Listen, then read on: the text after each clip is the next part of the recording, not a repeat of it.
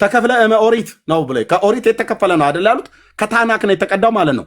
ናና ግባና ታናክን ከኔ ጋር አውራ። ብሉይ ኪዳን ተከፍለ ኦሪት ነው አይደል ያላችሁት። ከኦሪት የተከፈለ ነው አይደል ያልከው። መጽሐፈ ኩፋሌ ምዕራፍ 4 ቁጥር 4ን ስለ ሕፃናት ጥምቀት እሱንም አዳም በተፈጠረ በ40 ቀን ወደ ገነት አገባኑ ብሎ የሚለውን እኮ ነው። እሱን አምጥቶ ለሕፃናት ጥምቀት ኤርሚያስን ሊያምታታ ዳርያስ ኮተታም ትውልድ ዳርያስ ኩፋሌን ጠቅሰህ የእግዚአብሔር ቃል መሆኑን እርግጠኛ የማትሆንበት ናና ታናክ ላይ አውራ አልኩ። እኔ ጋር ሉተራውያን፣ መካነ ኢየሱስ፣ ኦርቶዶክስ፣ ካቶሊካውያን ብሉይ ኪዳንን ካሜራ ከፍተህ አንድ ኮሜንታሪ አታያትም አላይም። እንዴት ነፍስን እንዴት እንደምጫወትበት አሳያለሁ። ና ግባና ታናክ ላይ አውራኝ። ታናክ ነው ያልኩት። ብሉይ ኪዳን ቶራ፣ ክቱቪም፣ ነቢም ናና አውራ። የሕፃናት ጥምቀት እዛ ካለ ማለት ነው። ሌላ ስንጠይቃቸው እንደሚሉት ዘሌዋውያን 11 ናና ግባ እናውራ ማለት ዘሌዋውያን 11 12 ማለት ሰው ከ12 ጀምሮ ያለው 12 13 14 15 የመንጻት ህግ ማለት ናና ከኔ ጋር ግባ እናውራ። ናና ለሴት የተነገረው ለወንዱ ብለህ ትላለህ። ለወላጂቱ ለሴት የተነገረው ለሕፃናቱ ትለኛለህ አይደል? ያንተን የ40 ቀን ሕፃን ያንተን የ40 ቀን የወንድ ልጅ የሕፃናት ጥምቀት ለማጽደቅ ሴት በወለደች ወንድ ልጅ ከወለደች ብሎ የተናገረውን የሴቲቱን የአብዬን ለምዬ ብሎ የሚል ማለት ነው። ማጠፊያው ይቸግርሃል። ተው እባክህ። ምን ዲቤት ነው ይሄ? 3 እና 4 ሰው የሚያየውን ሰውዬ ለማስታወቂያ የማንንም ዲቤት አልቀበልም። ገብቶ ያውራ እዚህ ካለ አቅም አለ ብሎ ካለ ያ አባቶች፣ እናቶች፣ አክስቶች፣ አያቶች፣ አጎቶች፣ ፍንዳቶች፣ ረዳቶች ምናምን ነገር እንደዚህ ነው። በቃ ይሄን ነው የሚያወራው። ኢየሱስ አይልም። ኢየሱስ የትኛውም ሉተራዊ ቢገባ እንኳን ኢየሱስ አይልም ካለ ከኢየሱስ ይጀምር ይምጣን ነው። መካነ ኢየሱስም ካላችሁ ኢየሱስ ብለህ በለኝ። ከኢየሱስ እደግመዋለሁ፣ እሰልሰዋለሁ። ከጌታዬ ከመምህሩ ከረቡኒ ጀምር እገልጠዋለሁ። ከ28ቱ ምዕራፍ ማቴዎስ የትኛው ጋር የ40 ቀን የ80 ቀን አንተ ቀን ቀጥሮልህ አጥምቅ ብሎ አለህ ኢየሱስ? አላለህም። ወደ ማርቆስ እንሄዳለን አላለህም። ሉቃስ ላይ እንሄዳለን አላለህም አልኩ። አላለህም እኮ ነው ብየምልህ። አላለህም ብሏል ብሎ የሚል ሰው ካለ ለምን ዘው ብሎ አይገባም? ስለዚህ ሉተራውያንና መካነ ኢየሱስ ቤተክርስቲያን እየጠየቅኩ ነው ያለሁት። ትክክለኛ ምንጭ አግኝቻለሁ። ዋናዎቹ ልጠይቅ ብዬ ነው። የእነዚህን መሪዎች ስልካቸው ተሰጥቶኛል። እግዚአብሔር ይባረክ። ደውዬ ጠይቃቸዋለሁ። ምክንያቱም ሉተራውያን ወረርሽኝ ናቸው ብለውናል፣ እዚህ ቲክቶክ ላይ ያሉት ማለት ነው። እኔ ደግሞ ልክ የነሱን ከሰማ በኋላ ተስቦ ነህ ብዬ ለአንተ በክፉ ፈንታ ክፉ አልመልስልህም። ኦኬ ወረርሽኝ ነኝ። እንደዚህ ነው። አየህ መንፈስ ቅዱስ የማይገዛው ጉባኤ በየቲክቶክ ላይ የሚሰበሰቡትን ያልኩት አብያተ ክርስቲያናቱን አይደለም። መካነ ኢየሱስ መንፈስ ቅዱስ የሚገዛት ጉባኤ ናት። ይሄ ሉተራውያን ቸርቾቹ መንፈስ ቅዱስ የሚገዛቸው ጉባኤ ናቸው። እኔ ያልኩ እዚህ ቲክቶክ ላይ የሚሯሯጡትን ነው ያልኩት። ኦኬ ኑና እናወራለን። ለማን ነው? ኑና እናወራለን ካላችሁ ማለት ነው። የሕፃናት ጥምቀት ተነካብን ብላችሁ ፊር የምትል ማለት ነው። የወሬ ቤት ስራ ነው የምሰጠህ። ተንጫጫ አልኩ። አሁን እኔ ላይቡን ስዘጋ 10 ላይቭ እንድትከፍቱ ነው የማደርጋችሁ። እንደዚህ ማለት ነው። ናና አውራ ከኢየሱስ ናና ንገረኝ። ምን ነው ምንድነው ደግሞ ዲቤት እንዴ? ከኦርቶዶክስ እንኳን አትማሩም እንዴ? አይበቃም? በፈለገ አትማሩ? 15 ሰው እኮ የዲቤት ጥሪ ጠራኝ ከፈለገ በኋላ 15 ኦርቶዶክስ በቃ አሁን ዲቤት ልጠራ ነው። አሁን አንተን ዲቤት መጥራት እንትን ስለሆነ በምን ዙሪያ እንደሆነ ገና ርሱ አልገባኝም፣ ግን ዲቤት ተቀበልሽ ጠርቻለሁ። 15 ኦርቶዶክስ አይኮ ነው ጭምብል ለብሶ ሁሉ ከነ ጭምብሉ ነው እንትን አልቃይዳ መስሎ አንደኛው ብቅ ያለለ ሊጠራኝ ማለት ነው። እንዴ ጸበል ወይ ብዙነ ኤርሚ እሰጣለሁ ወይ ብዙነ ጸበል ቀመስ አምጠሩ መስል 15 ኦርቶዶክሳዊ እኮ ነው እንትን የጠራኝ። ሉተራውያን እናንተም እንደዛ ልጠሩ ነው?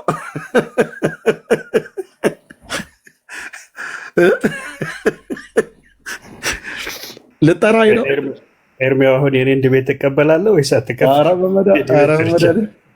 እንዴ ኦርቶዶክስ እኮ ነው ዲቤ እያሉ እኮ ሁሉ መጥራት አቅቷቸው ቄሱ ሁሉ ማለት ነው። መጨረሻ ላይ መርጌታ ኤፍሬም ሁለተኛ ለዚህ ሰውዬ ዲቤት ብላችሁ ኮሜንትም እንዳታረጉ ብለው የተናገሩት ቪዲዮ አለ። ስለዚህ ተኝታችሁ ተኩሱ። እኔ አሁን የፈለግኩትኝ ዛሬ እሺ ብዙነህ ካቶሊካዊ ነው ገብቷል። እድል ስታውና እኔ ዛሬ የፈለግኩት መካኒስና ማን ናቸው ሉትራውያንን ብለው የሚሉ ነን ብለው የሚሉ እዚህ ቲክቶክ ላይ ያሉትን ያልኩት እንጂ አብያተ ክርስቲያናቱን አይደለም። እነሱን እኔ እየጠየቅኩ ነው፣ እየደወልኩ ማለት ነው። አግኝቻለሁ፣ አገልጋዮችን አውርቻለሁኝ፣ በደንብ ነግረውኛል። እና የነዚህ አባቶች ስልክ ተሰጥቶኛል። የማን የኢትዮጵያ ወንጌላዊት መካነ ኢየሱስ ሄድ ኦፊስ የወንጌል መምሪያ ዋና ዳይሬክተር ዶክተር ቄስ ሌሊሳ ስልካቸው ተሰጥቶኛል። 25 ነው የመጨረሻዊ ቁጥራቸው። ኦኬ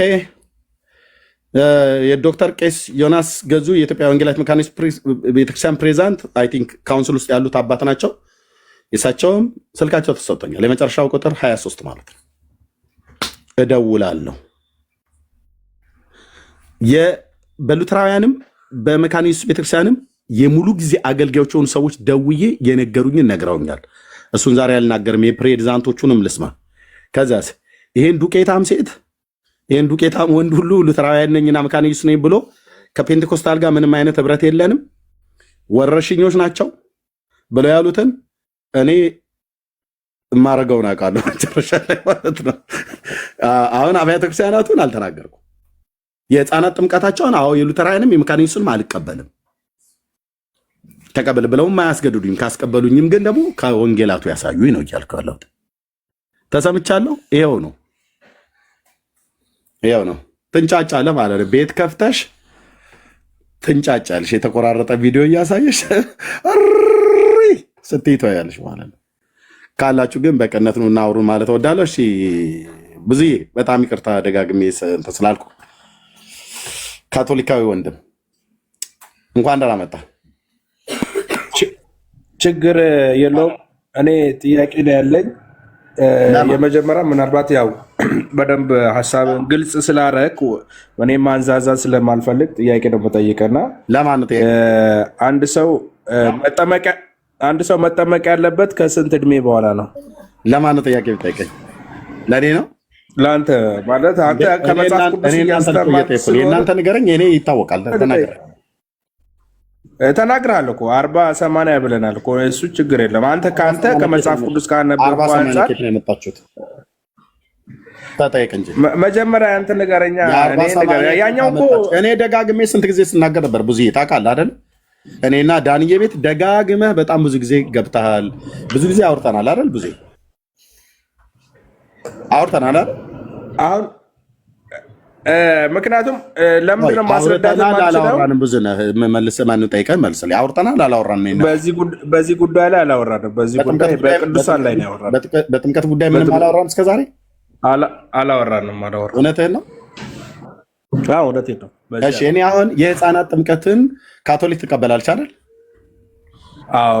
ኦርቶዶክስና ሉተራውያን መካነ ኢየሱስም ይቀበላሉ። በአንድነት አንድ ጎዳና 40-80 ብላችሁ ተፈሳላችሁ። ኦፍ ኮርስ ከየት ነው ያመጣችሁት? 40-80 ብሎ የሚለውን ኮንዶሚኒየም ነው ወይስ መጽሐፍ ቅዱሳዊ ነው? 40-80 ኮንዶሚኒየም የሚባል ስላለ ማለት ነው። መጽሐፍ ቅዱሳዊ መሆኑን 40-80 ሐዋርያት ሲያጠምቁ ስለነበር የቱ ጋ በ40-80 የቱ ጋ? የትኛው ሐዋርያ ስሙ ማን ይባላል? የትኛው መጽሐፍ ምዕራፍ ስንት ቁጥር ስንት ገጽ ስንት ላይ?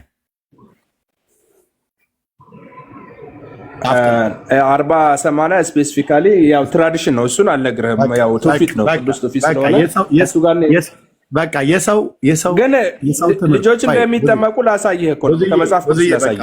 ትራዲሽን ነው አልከኝ። በቃ የባልቴቶች ወሬ ነው። የሰው ስርዓት ትምህርት ነው ብለን የምንለው ለዚህ ነው። በቃ አለቅ ጨረስን።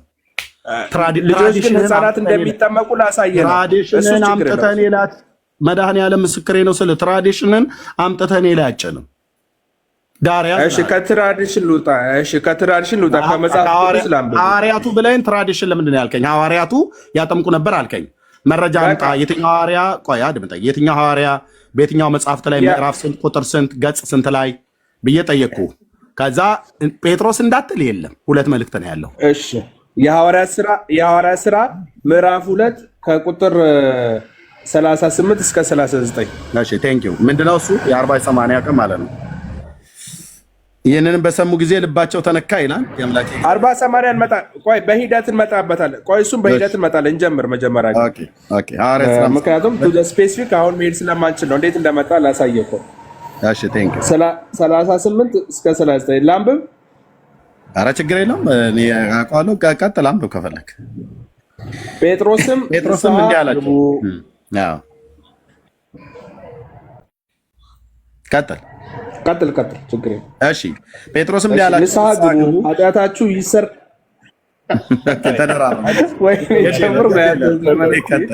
ቀጥል ቡዜ። በቃ እኔ አላነበብም። ቡዜ አለ ወይ አንብበው እንዴ። ግን እኔ መጀመሪያ ኤርሚ ግን እንግዳ አቀባበል አሁን እኔ አንተ መገሰጽ አለብኝ። እንግዳ አቀበል በስርዓት ብዙ ነህ ወይ? እንኳን ደስ አለ ማርያም ከጌታ ከኢየሱስ ጋር አብራ አዳኝ አትባልም ከዚህ በኋላ። እግዚኦ እሱ የዜና ዘገባ ሰምተህ እንትን አትበል። አይ ዜና ዘገባ ነው የሰማሁና ሞር ዶክመንቱ ሰነዱ ምን እንደሚል አላነበብክም። እና ያው አንተ መደምደም የሚፈለግበትን ቦታ ይሄ ነው ስላልክ ያው ትክክል አይደለህም ማለት ያየህበት አታድንም ብለዋል። በቃ አታድንም ብለዋል። አይደለም አልተባለም። እሱን እንከራከርበታለን። ችግር አሁን ግን ከርዕሱ አንውጣ ያለ ማለት ነበረብኝ። ቢኒዬ ሶሪ ቢኒ፣ በጣም እንግዳ አቀባበል ወይ ደግሞ ከርዕሱ አንውጣ ማለት ነበረብኝ። አይ ችግር የለም አርስቱ ላይ ነው። ቀጣይ ብናደርገው አይሻልም? ወይ ቡዜ ካዘን ጌታ መጽናናቱን ይስጥ። የኢትዮጵያ ማንቺ የሮም ካቶሊክ ቤተክርስቲያን ማርያም አታድንም ብላለች። ካዘንክ መጽናናት ይስጥ ጌታ። ደስ ካልህም ደግሞ እንኳን ደስ ያለ። አሁን ወደ ጥምቀቱ ትምህርት እንምጣ። ተወሱ ከሁለቱ ስሜት አንዱ ነው የሚፈጥርብህ። ወይ ደስ ብሏል ወይ ያዝናል። ካዘምክን ጌታ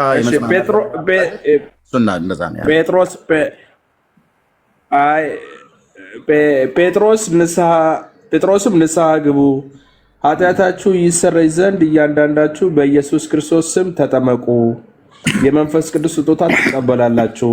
የተስፋ ቃል ለእናንተና ለልጆቻችሁ ጌታ አምላካችንም ወደ እርሱ ለሚጠራቸው በሩቅ ላሉ ሁሉ ነውና አላቸው።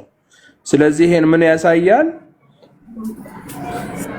ለእያንዳንዳችን እስካለ ድረስ ስለዚህ ያለ ሕፃንም የተወለደም ሴትም ወንድም ሽማግሌም አሮጊትም ለእያንዳንዱ እንግዲህ ከተጠመቁ መንፈስ ቅዱስ ስጦታ እንደሚቀበሉ በጌታ ያለን ተስፋም ደግሞ ለሁላችን እንደሆነ ይናገራል። ስለዚህ እዚህ ጋር ኤክስክሉድድ የተደረገ ምንም ነገር የለም። በዚህ እድሜ በዛ እድሜ የተባለ የለም። የተጠመቀ ሁሉ የመንፈስ ቅዱስ ስጦታ እንደሚቀበል ይናገራል። 4 ነጥብ። ኦኬ። ስለዚህ ጥምቀት የ40 ቀን የ80 ቀን የህፃናት ጥምቀት ነው ክፍሉ ነው ብለህ የምትናገረው? እንደ 40 ሳይሆን እንዳውም እንደተወለደ ራሱ መጠመቅ ይችላል። የት አለ? የትኛው ክፍል? በካቶሊክ ደረጃ 40-80 አንልም። 40-80 አንልም። ለምሳሌ የተወለደ ልጅ ለሞት የሚያሰጋ ከሆነ መጠመቅ አለበት።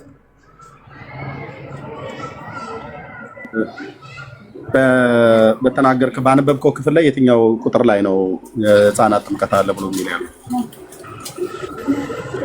እያንዳንዳችሁ ስለሚል እያንዳንዱ ሰው ማለቱ ነው። ሁሉንም ሰው ማለቱ ነው። የቀረ ሰው የለም እዚህ ውስጥ። ከተጠመቀ እንደሚድን ይናገራል።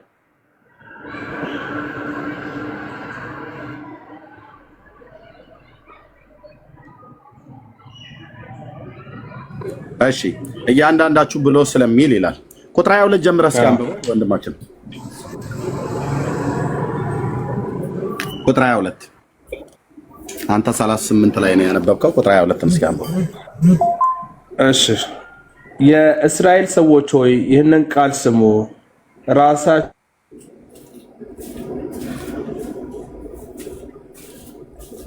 ብዙ ሁላችሁን በመካከላችሁ በእርሱ በኩል ባደረገው ታምራትና በድንቅ ምልክቶች ከእግዚአብሔር ዘንድ ለእናንተ የተገለጠው ሰው ነበረ ይላል። ገና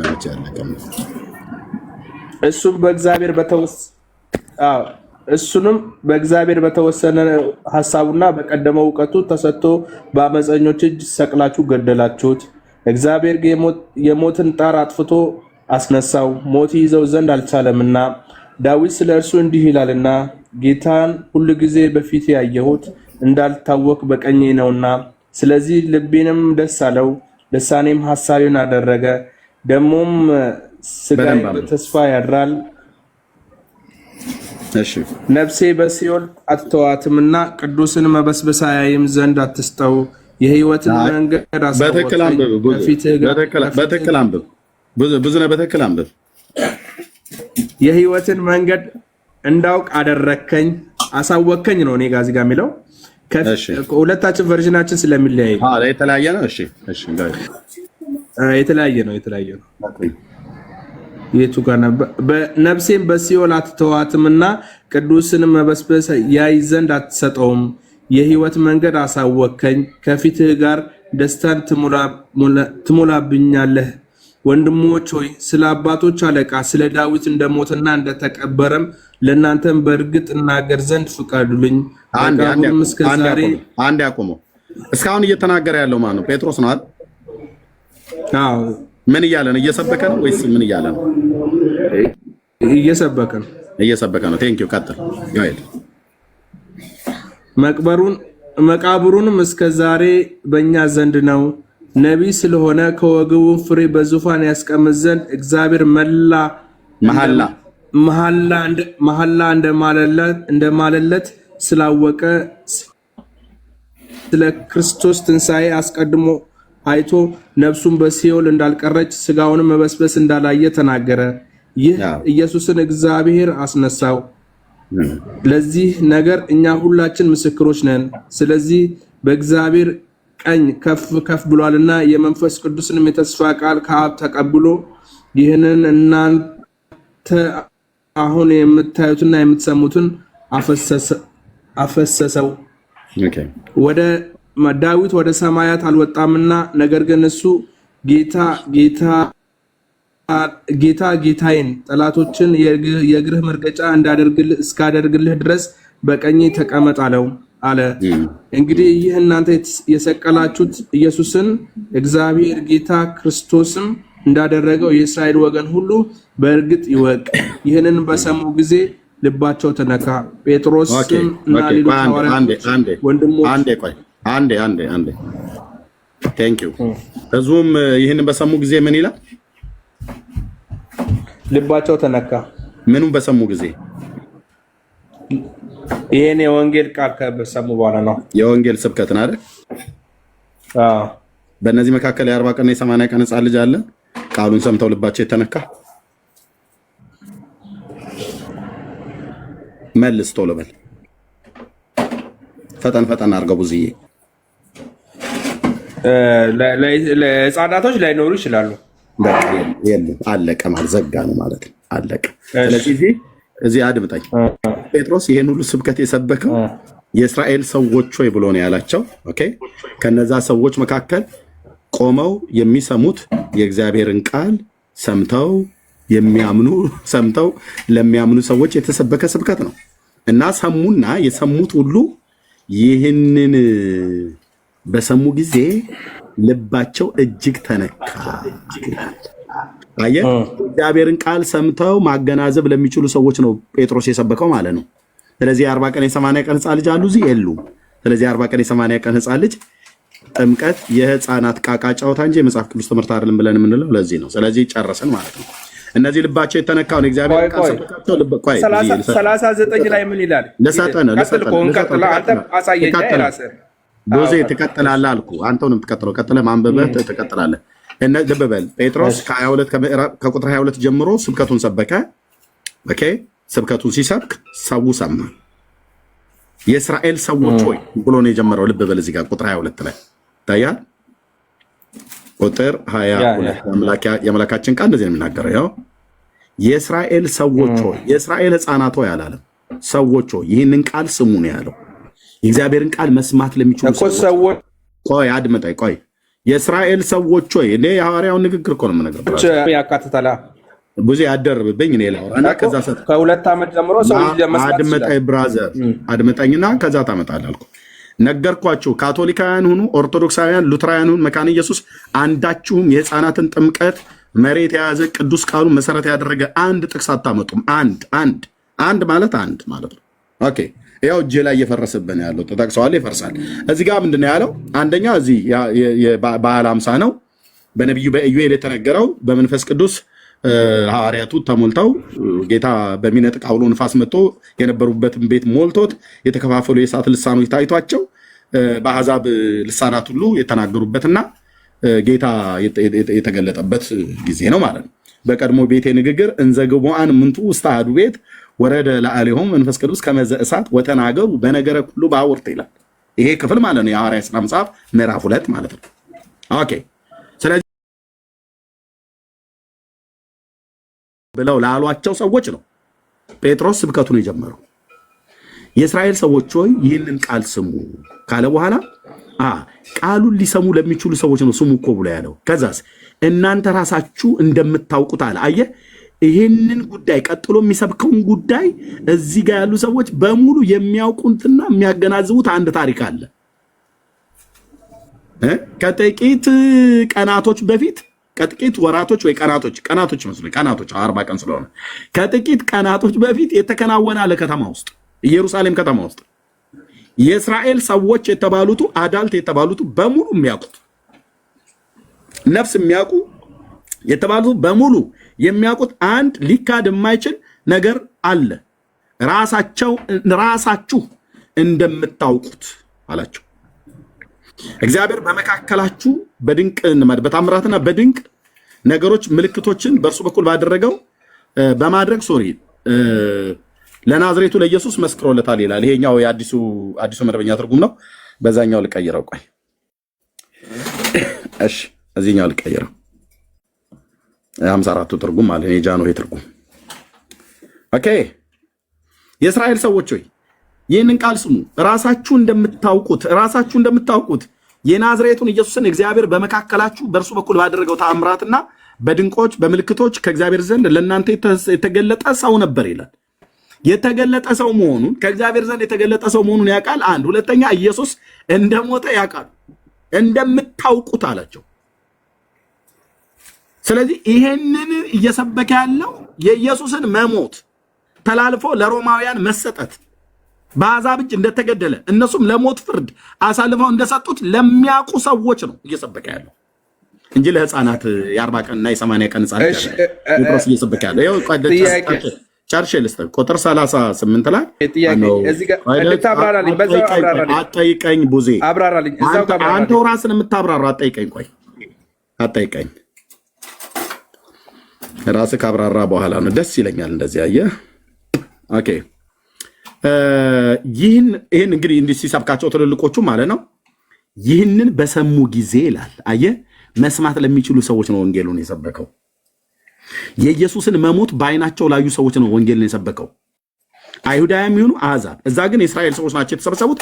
እዛ የተሰበሰቡ የእስራኤል ሰዎች በሙሉ የኢየሱስን መሞት በስጋ ዓይናቸው ያዩ የአይሁድ የሸንጎ አለቆች ጲላጦስና ሄሮድስ ከሐናና ከቀያፋ ጋር ተባብረውና ተመሳጥረው ፖለቲካዊ አጀንዳ ሰጥተው አሳልፈው ለሞት ፍርድ የሰጡት አንድ የ33 ዓመት ወጣት ጴጥሮስ ግን የሚያውቀው ጌታዬ ብሎ የሚለው እኛም ጌታችን ብለን የምንለው እነሱ ግን አንድ ተራ ሰው ነው ብለው የሚሉት አሳልፈው እንደሰጡት ያውቃል። እና ታውቃላችሁ ታሪኩን ይህንን እንደምታውቁት ነው ያላቸው።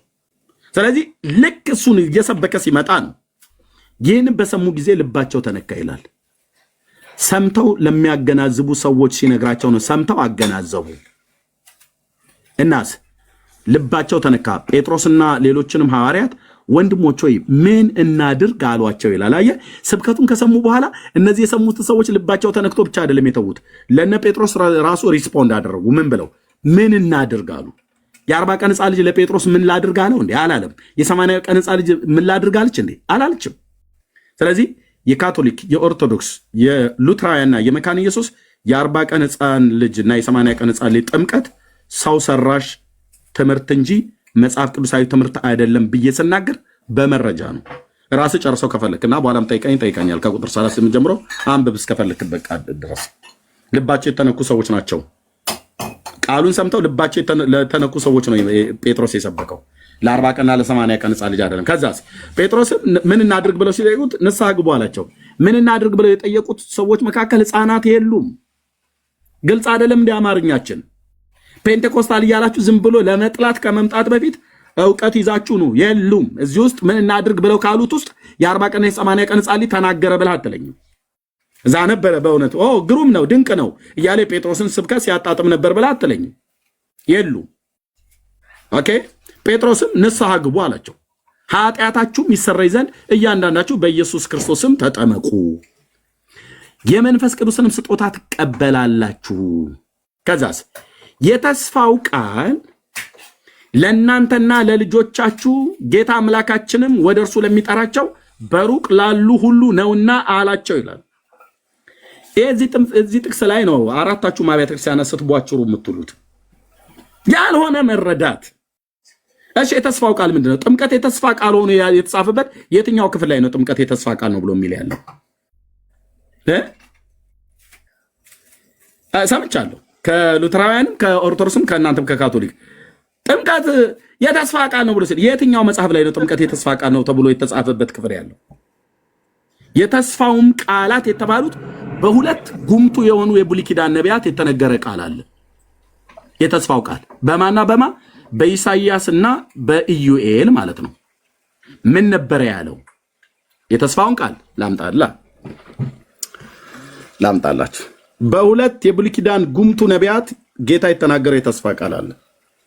ኢዩኤል ኤርሚ ከመስመር እየወጣ እኮ ነው። ከምንወያይበት ሀሳብ እኮ ወጣ። ደግሞ እያነበብኩ ሚዩት አድርገው። በቃ አፈርደቼ ኮላሰ የህፃናት ጥምቀት በቃ ዘጋ ነው እኮ እሰጥሃለሁ፣ በኋላ ታወራለህ። ምን ነው ከመስመር መውጣው? የኢዩኤል ትንቢት እየጠቀስኩ የተስፋውን ቃል እያልኩ ቁጥር 39 ላይ የተስፋው ቃል ለእናንተና ለልጆቻችሁ ጌታ አምላካችንን በሩቅ ላሉት ለሚጠራቸው ነው ብሎ የሚለውን እናንተ ጥምቀት ነው ብላችኋል። አምጣ ጥምቀት መሆኑን። እኔ ግን ጥምቀት እንዳይደለ የመንፈስ ቅዱስ ስጦታ ምን ማለት እንደሆነ አሳያለሁ ማለት ነው። ምዕራፍ 2 ኢዩኤል ማስታወሻ ደብተር ይዛችሁ ነው። ብሉይ ኪዳን በደንብ አስጠናለሁ። ጌታ ኢየሱስ ምስክር። ኦኬ። የተስፋው ቃል ይሄ ነው። ከዚህም በኋላ በኢዩኤል ሲነገር ሁለቱም በተመሳሳይ ዘመን ላይ የነበሩ ናቸው፣ ኢዩኤልም ኢሳይያስም። ከዚህም በኋላ እንዲህ ይሆናል፣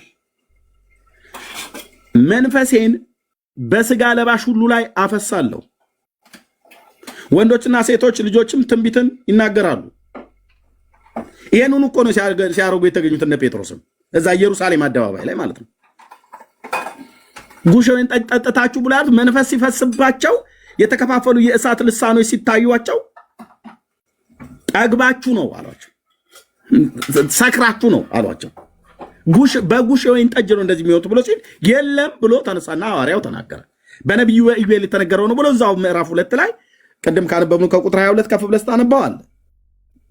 ሽማግሌዎች ሕልምን ያልማሉ፣ ጎበዛዝቱ ራእይን ያያሉ። ደግሞም በዚያን ወራት በወንዶችና በሴቶች ባሪያዎቼ ላይ ከመንፈስ ያፈሳለሁ፣ በላይ በሰማይ ድንቆችን አሳያለሁ፣ በታችም በምድር ደምና እሳት የጢስም ጭጋግ ብሎ ይላል።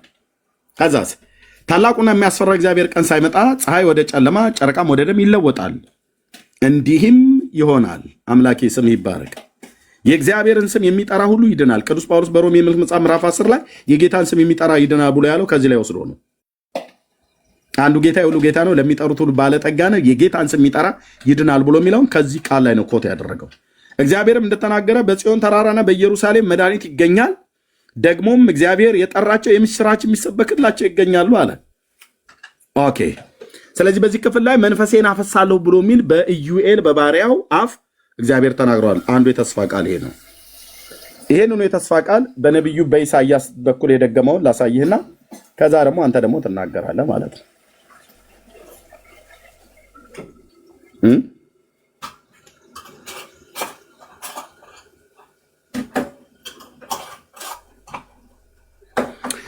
ኦኬ። ኢሳያው እነሆ ባሪያዬ ያዕቆብ የመረጥኩም እስራኤል ሆይ ስማ፣ የፈጠረህ ከማኅፀንም የሠራህ የሚረዳህም እግዚአብሔር እንዲህ ይላል።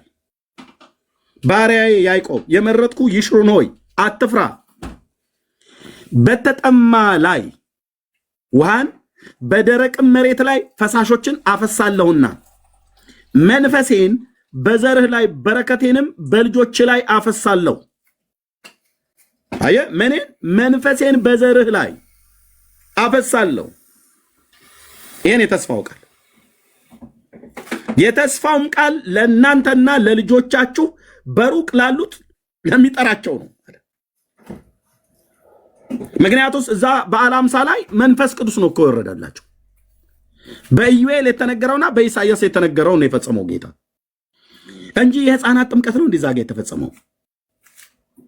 አታፍሩም? አሁን ሐዋርያት ሥራ መጽሐፍ ምዕራፍ 2ን ስታቅሱ ካቶሊክ፣ ኦርቶዶክስ፣ ሉትራውያን፣ መካነ ኢየሱስ አታፍሩም? ለሕፃናት ጥምቀት ሐዋርያት ሥራ መጽሐፍ ምዕራፍ 2ን ስታቅሱ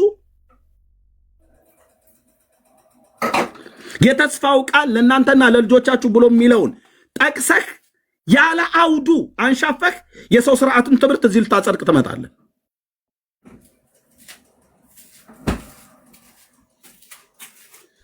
የሰው ስርዓት ትምህርት የሕፃናት ጥምቀት ትምህርት ማለት ነው። ይኸው ይህን ቃል ነው የፈጸመው ቡዜ በኢሳያስ 44 ቁጥር 3 ላይ በትንቢተ ኢዩኤል መጽሐፍ ምዕራፍ 2 ላይ ያለውን ከ28 ጀምሮ ያለውን ቃል ነው። በእነዚህ ሁለት የብሉይ ኪዳን ጉምቱ ነቢያት፣ ታላላቅ ነቢያት እግዚአብሔር የገባው የተስፋ ቃል ነበረ ለያዕቆብና ለዘሩ። በመንፈሴን በዘርህ ላይ በረከቴንም በልጆች ላይ ያፈሳለሁ ብሎት ነበር። እሱን ያፈሰሰው አየህ ሐዋርያት ሥራ መጽሐፍ ላይ ጌታ መንፈስ ቅዱስ ለዘላለም ስም ይባረክ። እሱን ያፈሰሰው ያው በበዓለ ሃምሳ በተባለው ቀን በደረሰ ጊዜ ሁሉ በአንድ ልብ ሆነው አብረው ሳሉ ድንገት እንደሚነጥቅ አውሎ ንፋስ ከሰማይ ድምፅ መጣ፣ ተቀምጠው የነበሩበትን ቤት ሞላው። እንደተከፋፈሉ እንደ እሳትም የተከፋፈሉ ልሳኖች የታዩአቸው በእያንዳንዳቸውም ላይ ተቀመጡባቸው። ሁሉም መንፈስ ቅዱስን ሞላባቸው ይላል። ሃሌሉያ! የኔ አባት ሁሉም መንፈስ ቅዱስ ሞላባቸው። ልክ አደረገው ማለት ነው። እግዚአብሔር በባሪያው በኢዩኤል አፍ እንደተናገረ በባሪያው በነቢዩ በኢሻያው አፍ እንደተናገረው አደረገው ማለት ነው። በያዕቆብ ልጆች ላይ ወረደ ማለት ነው። 12ቱ ሐዋርያት እዛ የነበሩትን ሌሎች ሙሉ ጭምር ከጌታ ጋር የነበሩት በሙሉ አይሁዳውያን ናቸው። አደረገው ያው በሁሉም መንፈስ ቅዱስ ሞላባቸው ይላል። ፈሰሰ ብሎ ያለውን ማለት ነው። ኢሳይያስ አፈሳለሁ ብሎ ያለውን ሲፈስ ተሞሉት ማለት ነው። ኢየሱስ ጌታ ነው። ይሄን የፈጸመው እግዚአብሔር። የሕፃናት ጥምቀት ትላላችሁ እንዴ? ይሄን የተፈጸመው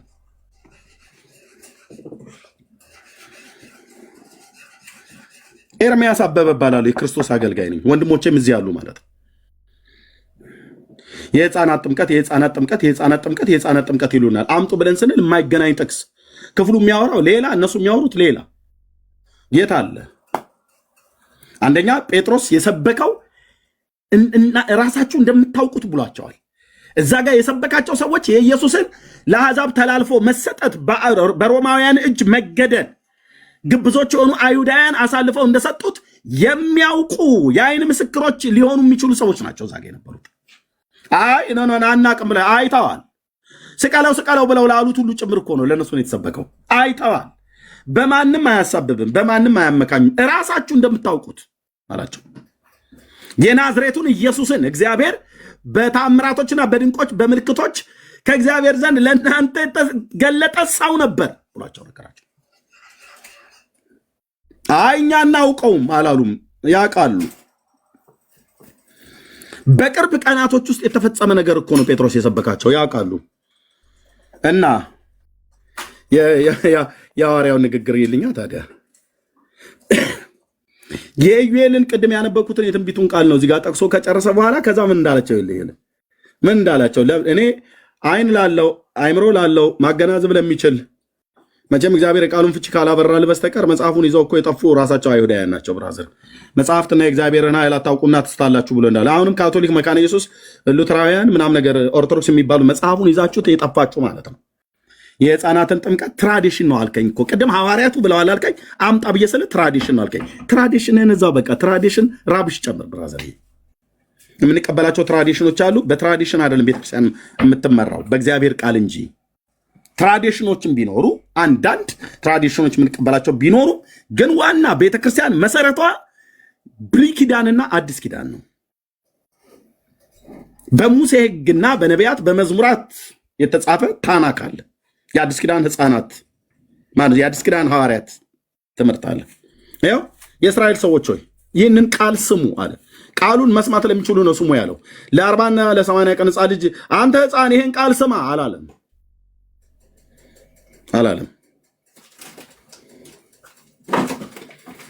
ራሳችሁ እንደምታውቁ የናዝሬቱን ኢየሱስን እግዚአብሔር በመካከላችሁ በእርሱ በኩል ባደረገው ታምራትና በድንቆች በምልክቶች ከእግዚአብሔር ዘንድ ለእናንተ የተገለጠ ሰው ነበር።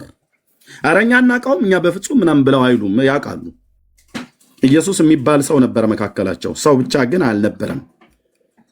ለእነሱ ሰው ብቻ፣ ለእነ ጴጥሮስ ግን ሰው ብቻ ያልነበረ፣ ለእኛ ግን ሰው ብቻ ያልነበረ አምላክ ሰው በመካከላቸው ይረማመር ነበር። እርሱንም በእግዚአብሔር በተወሰነ ሐሳቡና በቀደመው እውቀቱ ተሰጥቶ በአመፀኞች እጅ ሰቀላችሁት፣ ገደላችሁት አላቸው። ሃሌሉያ! የኔ አባት እንደዚህ አይነት ሰባኪዎች ነበሩ። አየህ፣ ለሰቀሉት ሰቀላችሁት፣ ለገደሉት ገደላችሁት ብለው የጽድቅን ቃል በጽድቅ የሚናገሩ ማለት ነው።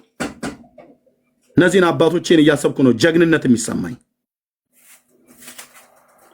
በገደሉት በገዳዮቹ ፊት ቆሞ በመንፈስ ቅዱስ ኃይል ተሞልቶ ይህንን ቃል ለመናገር ጸጋና ጉልበትን መንፈስን የሰጣቸው ለነ ጴጥሮስ ለሌሎቹም ሐዋርያት ያ የእግዚአብሔር መንፈስ በእኔ ውስጥ አለ፣ በወንድሞቼ ውስጥ አለ። ሰቀላችሁት፣ ገደላችሁት። ኖ አናቅም። ራሳችሁ እንደምታውቁት ታውቃላችሁ እንጂ ራሳችሁ እንደምታውቁት የናዝሬቱን ኢየሱስን ሰቅላችሁታል፣ ገላችሁታል። አናቀው ታውቃለህ ያለው ታውቃላችሁ። ራሳችሁ ለሰቃዮቹ የተሰበከ ስብከት ነው፣ ለሕፃናት የተሰበከ ስብከት አይደለም። ወንድምዬ ዳር ያዙ ብለን የምንለው ለዚህ ነው። እግዚአብሔር ግን የሞትን ጣር አጥፍቶ አስነሳው፣ ሞት ይዘው ዘንድ አልቻለምና። ዳዊት የሚሰብከው ነው ጴጥሮስን። የኢዩኤልን ጠቀሰልህ እዚህ ጋር ከ22 በፊት ይሄ አሁን የኢዩኤል ነው። የኢዩኤልን ጠቀሰና በመካከል ስብከቱን አስገባ። ከዛ ደግሞ ምን ይልመስ ያስነሳው ዘንድ አይችልም ካለ በኋላ ከዛ ደግሞ ሄዶ ከብሉይ ኪዳን ደግሞ የኢዩኤልን ጠቅሶ እንዳመጣ አሁን ደግሞ ከብሉይ ኪዳን ሄደና ደግሞ የዳዊትን ጠቀሰልህ። አባቶች እነዚህ ነው የሚጠቅሱት፣ እኔም እንዲህ እየጠቀስኩ ነው የምነግርህ። ከዛ ደግሞ አመጣና ዳዊት ስለ እርሱ እንዲህ ይላልና አለ። የኢዩኤል አይበቃም እንዴ ጴጥሮስ? ምንድነው 18 ምስክር የምጠራው? ኖ ኢዩኤልን ብቻ አይደለም። ኢዩኤል ስለ መንፈስ ቅዱስ መውረድ መንፈሴን በስጋ ለባሾች ላይ በዘርህ ላይ አፈሳለሁ ብሎ ያለው የኢሳይያስና የኢዩኤል እግዚአብሔር የተስፋ ቃል ብሎ ያለው መንፈሱን በእስራኤል ዘር በያዕቆብ ልጆች ላይ እንደሚያፈሰው የተናገረው ነው። ለእነሱ ብቻ ሳይሆን እግዚአብሔርን በሩቅ ላሉት ወደ እርሱ ለሚጠራቸው ሁሉ የሰጠው የተስፋ ቃል ነው የተናገረው ኢዩኤል። የዳዊትን ታዲያ ለምን ታመጣለህ?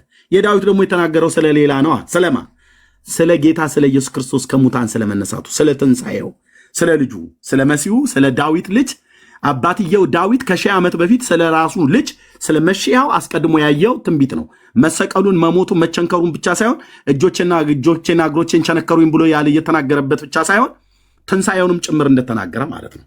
የዳዊትን አምጥቶ እንደገና ደግሞ ሌላ የኢዩኤል ስለ መንፈስ ቅዱስ መውረድ ነው። ታዲያ ዳዊት ደግሞ ምን ያደርጋል? ዳዊት የሚለውን ስማ። ይሄ እኮ ከመሲሁ ሞት ጋራ በተገናኘ እግዚአብሔር መንፈሱን እንደሚልክ ማለት ነው። በበዓለ ሃምሳ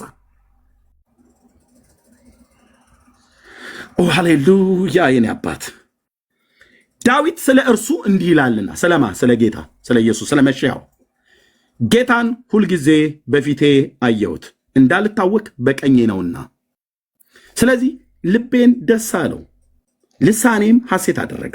ደግሞም ሥጋዬ በተስፋ ያድራል፣ ነፍሴን በሲኦል አትተዋትምና ቅዱስ መበስበስን ያይ ዘንድ አትሰጠውም። ይሄ በጣም በጣም በጣም በጣም በጣም ሊሰመርበት የሚገባ ቃል ነው። ቅዱስ ማን ነው? ይሄ ቅዱስ ለነ ጴጥሮስ ገብቶታል።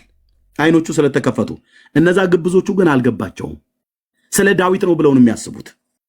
ይሄ ቅዱስ ብሎ የሚለው ዳዊት ቅዱስ ነውና መበስበስን አላየም እኮ ነው ብሎ የሚሉት። መቃብሩ ግን በኢየሩሳሌም እያለ ማለት ነው። አይኔን ጭፍን ድፍን አድርገው በቃ በለናል። ዳዊት ቅዱስ ነው። ኦኬ ቅዱስ ነው፣ ልክ ነው። ቅዱስ ዳዊት ነው ተብሎ የሚጠራው ግን የዳዊት ስጋ መበስበስን አላየም። በአይሁዳውያኑ ዘንድ የነበረ አስተሳሰብ ዳዊት ቢሞትም እንኳን ስጋው መበስበስን አላየም ብለው ነው የሚናገሩት። ዳዊት ስለ ራሱ እንደተናገረው አድርገው ነው የሚናገሩት። ይህን ክፍል ኖ እያለ ነው ጴጥሮስ። የህይወትን መንገድ አስታወቀኝ፣ ከፊት ጋር ደስታ ትሞላብኛለህ ካለ በኋላ ወንድሞቼ ሆይ አላቸው። የዳዊትን መዝሙር ከተናገረ በኋላ ማለት ነው። ይኸውልህ የዳዊትን ጥቅስ ጠቅሶ እስከ ቁጥር 28 ድረስ አወራና ወንድሞቼ ሆይ አለ። እሺ ስለ አባቶች አለቃ ስለ ዳዊት እንደሞተና እንደተቀበረ ለእናንተ በግልጥ እናገር ዘንድ ፍቀዱልኝ አላቸው። ነገሩ ባይፈቅዱለትም ይናገራል። የልዑል እግዚአብሔር መንፈስ በላዩ ላይ መጥቷል። አሁን ጴጥሮስ አለመናገር አይችልም። ጴጥሮስ አለመመስከር አይችልም። ጴጥሮስ አለመስበክ አይችልም። ጴጥሮስ እውነቷን ቁጭ አለማድረግ አይችልም። ፍቀዱልኝ አላቸው። መቃብሩ እስከ ዛሬ ድረስ በእኛ ዘንድ ነው። እንዴት ሆኖ? ኧረ እኛ በፍጹም ትዝም አይለን ብለው አይሉ። አሁንም አለ የዳዊት መቃብር እንኳን ያን ያደልም አሁን ጭምር የሚያምር ልብስ ለብሳ ማናው ሰርተውለት የሚያምር ቤት ተሰርቶ ብራዘር በሚሊዮን የሚቆጠር ዶላር ሽሊንግ እስራኤል ከቱሪስት ገንዘብ ታገኝበታለች። ያገኙ እውነት የዳዊት መቃብር እንኳን ለማየት ሄዶ ሰው የአብርሃም መቃብር ለማየት ሄዶ ስንት ሚሊዮን ዶላር ይፈሱ። የአሕዛብን ጡት ተጠቢ ያለሽም ብሎ ያላት በዚህ መንገድም ሳይሆን አይቀርም። ይጥቡ አይሁዳውያኑ ይብሉ። በቃ ትሄዳለህ ማለት ነው። እኔም በሚሄድ ሳለ ያለው ክፈል ካሉኝ ግዴታዬ ነው ለመክፈል። ሄጄ አነባዋለሁ። የዳዊት ጽሑፍ ላው ላይ ስላለ በእንግሊዝኛ ምናምን ነገር ንጉሥ ዳዊት ማለት ነው። እውነት እኮ ነው። መቃብሩ ቢከፈት የሆነ ቅሪታ አካሉን አታጣም። ወይ ጭንቅላቱ ወይ ይሄ ቅልጥሙ ምናምን ነገር አንዱ ብቻ ታገኛለህ። የትንሣኤን ቀን ይጠባበቃል። ያ ጀግና ነብይ ያ ንጉሥ ይነሳል እና ምን አላቸው? በግልጥ እንድናገር ፍቀዱልኝ። መቃብሩ በእኛ ዘንድ አይደለም እንዴ? መቃብሩ እኮ በእኛ ዘንድ ነው አላቸው። እናማ ይሄ ከዚህ ከላይ ቅዱስ መበስበስን ያይ ዘንድ አትሰጠውም ብሎ ያለው ዳዊት ስለ ራሱ ሳይሆን ስለ ልጁ ነው እያላቸው ነው። የታለ ልጅ የሚለው ዳዊት ነቢይ ስለሆነ ከወገቡ ፍሬ ልጅ ማለት ነው። አየህ ፍሬ ብሎ የሚለው ልጅ ማለት ነው እንጂ ብርቱካን ማለቱ አይደለም። አፕል ፓፓያ ማለቱ አይደለም። ነቢይ ስለሆነ ዳዊት ከወገቡ ፍሬ ማለት ልጅ በዙፋኑ ያስቀምጥ ዘንድ እግዚአብሔር መሐላ እንደማለለት ስላወቀ። የት ነው ክፍል የተጻፈው? መዝሙር 131 ቁጥር 11 ላይ ስላወቀ ስለ ክርስቶስ ስለ መሽያው ማለት ነው ስለ ክርስቶስ ትንሣኤ አስቀድሞ አይቶ ከ1000 ዓመት በፊት ነፍሱ በሲኦል እንዳልቀረች ስጋውን መበስበስን እንዳላየ ተናገረ።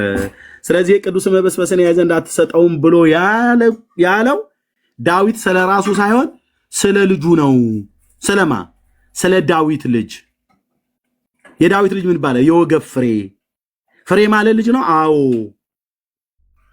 እና ስለ ልጁ አስቀድሞ አይቶ ምን ስለሆነ? ነብይ ስለሆነ መቸንከሩን ብቻ ሳይሆን ከሙታን መነሳቱን ሁሉ አስቀድሞ አይቷል።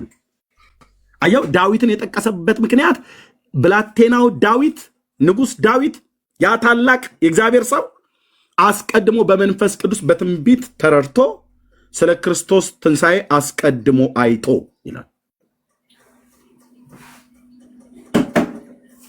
ተናገረ ብሎ ካለ በኋላ አሁን ምን እያላቸው ነው? ይሄ ታዲያ ምንድን ነው? አሁን ልባቸው የተነካበት እኮ ምክንያት ምን እንደሚልየው ይህንንም ኢየሱስን እግዚአብሔር አስነሳው አላቸው። ለዚህም ነገር ደግሞ ውሸት ነው የምታወሩት እንዳትሉት እኛ ራሳችን ምስክሮች ነን አለ ጴጥሮስ። አንተ ቀጣፊ ውሸታም ብሎ እንዳይሉት ከ3 ቀን በፊትና ከ10 ቀን በፊት የተደረገ ነገር ማለት ይታወቃል። ማነው? ከ40 ቀን በፊት ከሙታን ከተነሳ በኋላ 40 ቀን ታያቸው አይደል? አዎ፣ ከዛ በፊት ማለት ከወር ከምናምን ነገር በፊት ማለት አንተ ውሸታም አልተነሳም ብለህ እንዳት እኛ ራሳችን ምስክሮች ነን። አይተናል።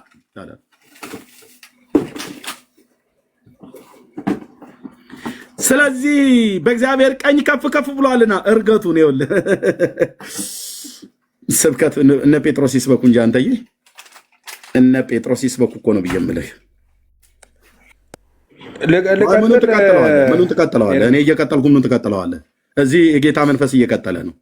የእናንተንማ ቀጠልታ አይቋየን 40ና 80 ነፍስ የማያውቁ ህፃናት ውሃ ውስጥ እየጨመርክ ትቀልዳለህ አይደል? ምኑን ትቀጥለዋለህ? ጴጥሮስ እየቀጠለ ነው፣ ይጨርስ እሱ።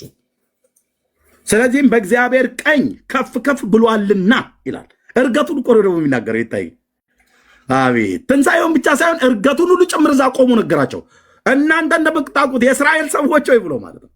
እንዲህ ነው እንጂ ስብከት አየህ፣ እንዲህ ነው ስብከት። ሞቱን ብቻ ተናግሮ አይደለም የተው ትንሣኤውን ሁሉ ጭምር ይኸውልህ ቆሞ ላብ በላብ እስኪሆኑ ድረስ እየነገራቸው ነው ጴጥሮስ። ምክንያቱም መንፈስ ቅዱስን ተሞልቷል ነው ብዬ የምልህ። ሃሌሉያ። ማንም ፈሽፋሻ ወንጌል አይሰብክም።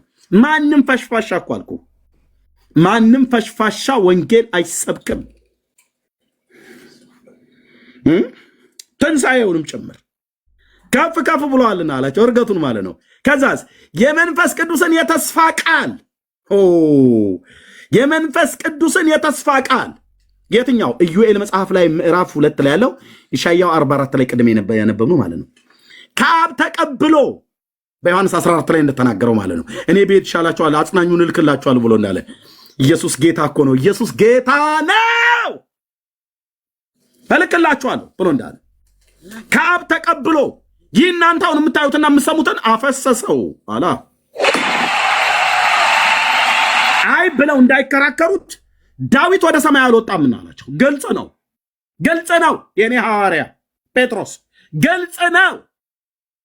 በዚያም ዘመን ለነበሩት ግብዞች ይብራራላቸዋል፣ በዚህም ዘመንም ላሉ ግብዞች እናብራራላቸዋለን። ዳዊት ወደ ሰማይ አልወጣምና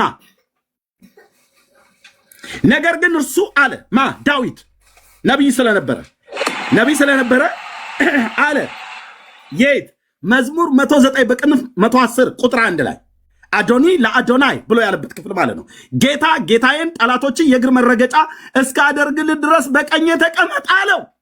ማንን? ዳዊትን። ኖ ታዲያ ከዳዊት የወገቡ ፍሬ የሚወጣውን መሺያው ማን ነው? ራሱ ያህዌ ነው።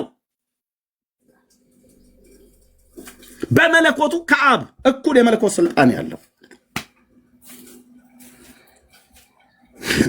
እንግዲህ እናንተ የሰቀላችሁትን ኢየሱስን እግዚአብሔር ጌታም ክርስቶስም እንዳደረገው የእስራኤል ወገን ሁሉ በእርግጥ ይወቃል። አሁን ልብ በሉ። ሞቱን ተናገረ፣ ትንሣኤውን ተናገረ፣ እርገቱን ተናገረ። ሞቱንና ትንሣኤውን እርገቱን ከተናገረ በኋላ የመንፈስ ቅዱስን መውረድ እሱ ከሞተ ከዛ ከተነሳ ከዛ ካረገ በኋላ እልክላችኋለሁ ብሎ እንዳለ ላከልን። ከላከው በኋላ ፈሰሰ እና በዛ ነው በልሳን የምንጸልየው ነው ያለው ጴጥሮስ። ካኑ ማወረከኛ ይሄው ነው ብራዘር። እዚህ መጣ አታምታታም ነው ብየምል የሕፃናት ጥምቀት ሐዋርያት ሥራ መጽሐፍ ምዕራፍ 2 ቁጥር 38 ላይ እያንዳንዳችሁ ተጠመቁ ብሏልና ሕፃናት መጠመቅ አለባቸው ይላል። ዳርያስ መካነ ኢየሱሱን ኦርቶዶክስ፣ ካቶሊኩን ሉትራውያን ዳርያዝ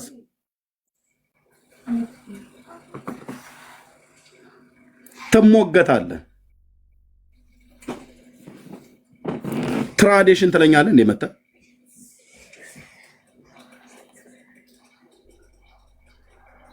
ሰዎች በእግዚአብሔር ልጅ በኢየሱስ ክርስቶስ አምነው ወንጌል ተሰብኮላቸው እንዲጠመቁ የጌታ ትእዛዝ ከሆነ ትራዲሽን አይደለም ትእዛዝ ነው። ጥምቀት በትራዲሽን አታጠምቅም፣ በትእዛዝ እንጂ። እንዲህም አላቸው ወደ ዓለም ሁሉ ሂዱ፣ ያገኛችሁትን ሕፃን ወንድ ሳትሉ እየያዛችሁ ውሃ ውስጥ እየጨመራችሁ አጥምቋቸው። ዋና ውሃ ነው። ውሃ የነካው ይድናል ብለዋል እንዴ ጌታዬ? አላለም። አላግጥብሃለሁ አልኩ። በሰው ስርዓት ትምህርት ላይ አላግጣለሁ አልኩ። የእስራኤልን ሕዝብ ገደል የከተተ የሰው ስርዓት የሆነ ትምህርት ነው። በትንቢተ ኢሳይያስ መጽሐፍ ምዕራፍ 29 ላይ በማርቆስ 7 ላይ አምጥቶ ጌታ የተናገረው በማቴዎስ 15 ላይ ጌታ ተናግሮታል። ይህ ሕዝብ በከንፈሩ እኔን ያከብረኛል፣ ልቡ ግን ከኔ በጣም የራቀ ነው ካለ በኋላ በሰው ስርዓት በሆነ ትምህርት በከንቱ ያመልኩኛል፣ ይፈሩኛል ብሎ ያለበት በሰው ስርዓት ትምህርት። ጳውሎስም እኮ ገደል የከተተው እኮ የነበረ የሰው ስርዓት የሆነ ትምህርት ከአባቶች ወግ ይልቅ ከመጠን ይልቅ እየቀናው ምናምን ነገር ያለበት ገላትያ ላይ ማለት ነው። አይኑን በውርነት የመታ ክፉ ፎቃቃ የሆነ ትምህርት ነው። የሰው ስርዓት የሆነ ትምህርት በእግዚአብሔር እውቀት ላይ የተነሳውን ጳውሎስ እናፈርሳለን ብሏል። እኔም ብትንትኑን ነው ማጠፋለን፣ አራራለን።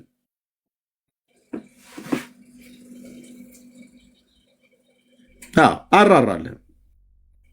በትራዲሽን ጥምቀት ታጠምቃለህ እንዴ? ኢየሱስ ትራዲሽን ነው የሰጠው ለጥምቀት ትእዛዝ ነው። እንዲያጠምቁ በመጀመሪያ ሂዱ፣ ከዛስ ወንጌልን ለፍጥረት ሁሉ ስበኩ፣ ከዛስ ያመኑትንም አጥምቁ አለ። ሳታምን ነው እንደምታጠምቅ የሚያምኑበትን ቃል ሳትሰብክ እነሱ ሪስፖንስ አያረጉ። ቀድሞ ወንድምነት ሲናገር ነበር። እስቲ ሂዱና ዮሐንስ ወንጌል መጽሐፍ ምዕራፍ 6 የምትጠቅሱ መንገድ ላይ ቆመህ ህብስቱና ወይኑን ይዘህ ማለት ነው ና አንተ ከየት ቤት ነው? እኔ እስላም ነኝ ብሎ ና ብላ ይሄንን መብላት አለበት የዘላለም ሕይወት ግዴታ ነው ማለት አንገትህ ሊልህ ይችላል በቴስታ ማን አንተ ዮሐንስ ወንጌል መጽሐፍ ምዕራፍ 6 ህብስቱና ወይኑ ነው ቂጣውና ወይኑ ነው ብሎ ያለህ ማን ነው? የኛ ቴዎሎጂ ተመራማሪ በቃ ያለ እናንተ እግዚአብሔርን ቃል የሚያውቃል ለማር የቱ ጋር ነው ዮሐንስ ወንጌል መጽሐፍ ምዕራፍ 6 ቂጣውና ወይኑ ነው ብሎ ያለህ? ህብስቱና ወይኑ ማለት ነው። ቂጣ ማለት እያናናቁት አይደለም። የቂጣ በዓል የአይሁዳውያንን የቂጣ በዓል እየበሉ እያሉ ነው። ከዛው ከሚበሉት ከመራራ ቅጠል ጋር ከሚበሉት እርሾ ካነካው ቂጣ ላይ አንስቶ ነው ጌታችን የተናገረው። ኦኬ ግልጽ ነው።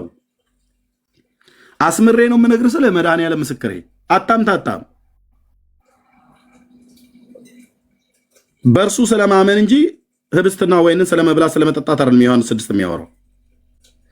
ስለ ወይኑና ስለ ህብስቱ ከፈለጋችሁ ማቴዎስ፣ ማርቆስ፣ ሉቃስ አለ። እሱ ላይ ማውራት እንችላለን። እሱንም በልተህ የዘላለም ሕይወት እኮ እናገኛለን ነው ብላችሁ የምትሉት የእግዚአብሔር ልጅ አታምኑ። ኢየሱስ ተብሎ ሲባል ግንባርህ ላይ ስርህ ይገታተራል። ኢየሱስ ጌታ ነው ሲባል ዝም በይ ጀመራቸው እንግዲህ ብለው ይላሉ። ራሷም ኦርቶዶክስ ካቶሊክም ሉተርን አባራ ሪፎርሜሽን ታድሶን መናፍቅ ነህ ብላ ያባረችው እሷ አይደለች እንዴ? የሮም ካቶሊክ የሀገር ናናው አናን ብለው የሚሏቸው መነኩሴ ሰብስባ የምታመልክ የነበረ ማርያም ራሱ ከኢየሱስ ክርስቶስ እኩል ጫማ አለካክታ ትከርሻ አለካክታ ታድናለች እያሉ ሲሉ የነበሩ ይኸው ከ500 ዓመት በኋላ አሁን አታድንም ከኢየሱስ እኩል ብለዋል። ጥሩ ነው፣ ጥሩ ጅማሬ ነው። ግን በዚህ 500 ዓመት ውስጥ ለሞተው ትውልድ ሂሳቡን ያወራርዳሉ። ይህንን ፎቃቃ የሆነ የክፉ ትምህርት ሰው ያድናል ማርያም ታድናለች ብለው ያስተማሩ በእግዚአብሔር ፍርድ ፊት መልስ ይሰጡበታል። ገለውታል ትውልዱን። አዳኙን ከፍጡር ለይተው አልሰበኩም። አዳኝም ፈጣሪም ፍጡርም ያድናሉ ብላን የሰበከችው። የኛዋም እንደዚሁ ይኸው ሞተን እንገኛለን እያሉ ነው። ማርያም ቤዛዊተ ኩሉ ዓለም ብላ ትላለች። ማን ነው ቤዛዊተ ኩሉ ዓለም ያላት ብለን ስንል አባ ጊዮርጊስ ዘጋስጫ የት ነበር የነበሩት? የኢትዮጵያ ወሎዬ ናቸው። ወሎ ውስጥ ተወልደው ያደጉ በ19ኛው መቶ ክፍለ ዘመን የነበረ እሱ ነው እንትን ቤዛዊተ ኩሉ ዓለም ያለው። ቅዱስ ጳውሎስ ግን ቤዛ ያለው ኢየሱስን ነው።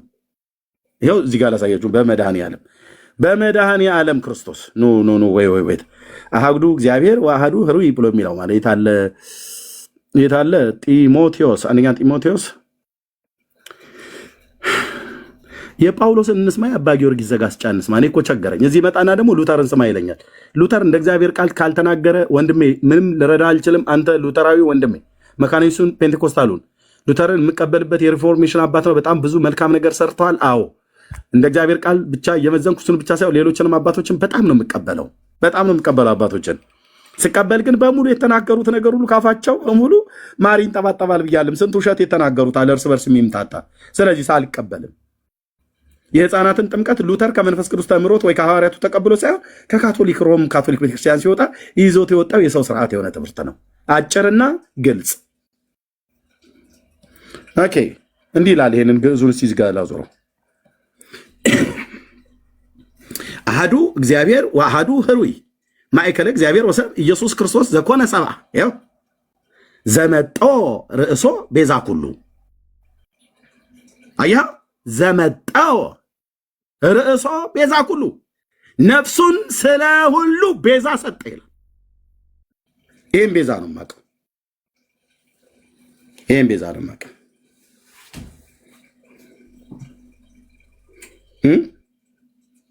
ይህም ቤዛ ነው የማውቀው።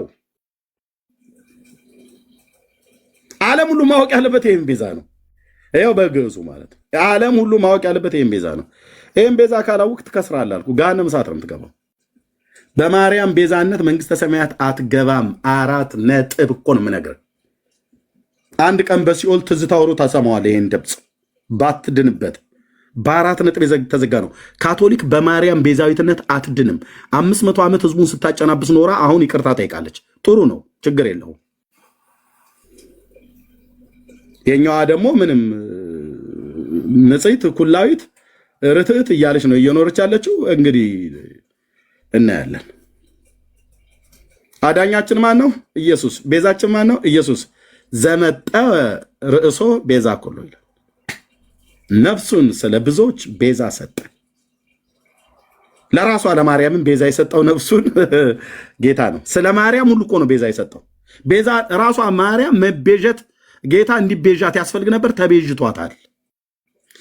ማርያምን የማይመለከት ሞት አይደለም ኢየሱስ የሞተው፣ ማርያምን ሁሉ የሚመለከት ነው። አንተዬ እንዲህ አይነት ወንጌል ሰምተሃል አታውቅም? ኧረ እነግርሃለሁ። ይህን የተጣባሽን ተረታ ተረት ንቅል አድርጎ ያወጣልሻል መድኃኔዓለም። ራሷ ማርያም ቤዛ ያስፈልጋታል። ኢየሱስ ቤዛዋ ነው ማለት ለማርያምም የኢየሱስ ክርስቶስ ሞት ያስፈልጋል።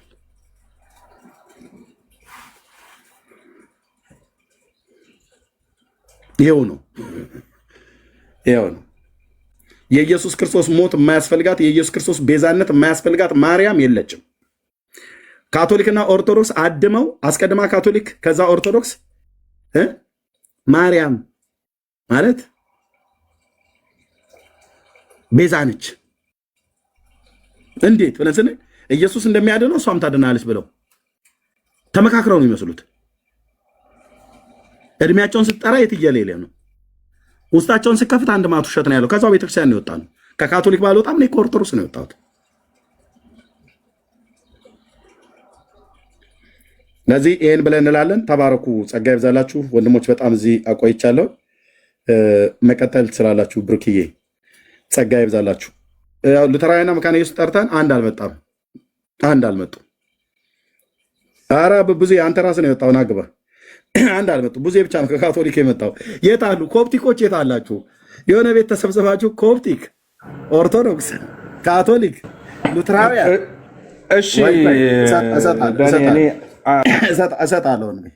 እሰጣለሁ። ቀደም አንድ ቪዲዮ ሰዎች ልከውልኝ ሉትራውያን አሉ ትለፈልፋለች። አንድ ዱቄት የምትለቀለቅ ሴትዮ ማለት ነው። መካነ ኢየሱስም አሉ፣ ኮፕቲኮችም አሉ፣ ኦርቶዶክስ አሉ፣ ካቶሊካውያን አሉ።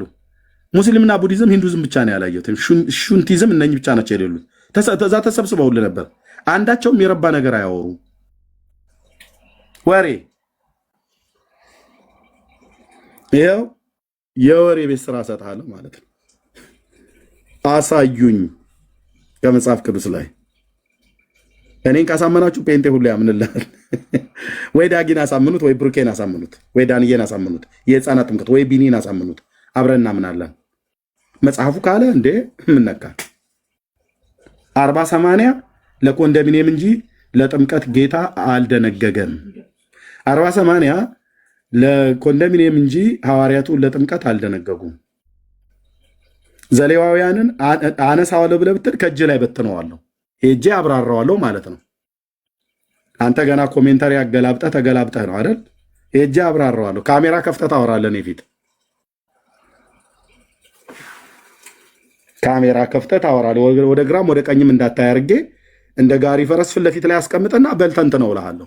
ያው እንግዲህ ማለት ኢየሱስ ጌታ ነው አሜን ወፈር አድርጎ አይባልም ነው፣ ቀጥታ ነው የምታወራው። አንተ መካነ ኢየሱስ ወንድሜ ከገባህ ኢየሱስ ጌታ ነው የሚባል በየመካከል ላይ እንደዚህ ጠብጠብ አታደርግም። ቀጥታ ትተረጉመዋለህ። ዘሌዋውያን የመንጻትን ሕግ ታብራራለህ። እኛ ማስታወሻችን እንጽፋለን፣ እንይዛለን።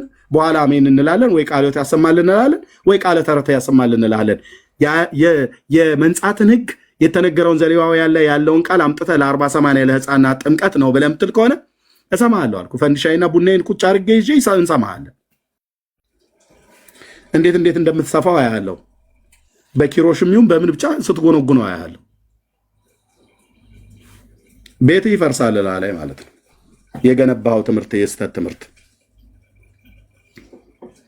ግልጽ ነው። ኤርሚያስ እንደምትለው የህፃናት ጥምቀት ኢየሱስ ያስተማረው፣ ኢየሱስ ያዘዘው፣ ሐዋርያቱ ያስተማሩት፣ ሐዋርያቱ ያዘዙት፣ ሐዋርያቱ የደነገጉት፣ ጌታ ያስተማረው ትምህርት አይደለም። ታዲያም ደው ቅድም ብዙ እየጠይቀው ትራዲሽን ነው አለ። በቃ ከትራዲሽኑ ጋር ለብሩኬ ሰጥቼዋለሁ። ከብሩኬ የጋብሩ ዳንዬም አለ ወንድሞችም አሉ ያወራሃል። መቀጠል ትችላላችሁ። እራት ልብላ ወንድምነት ቀጥሉ።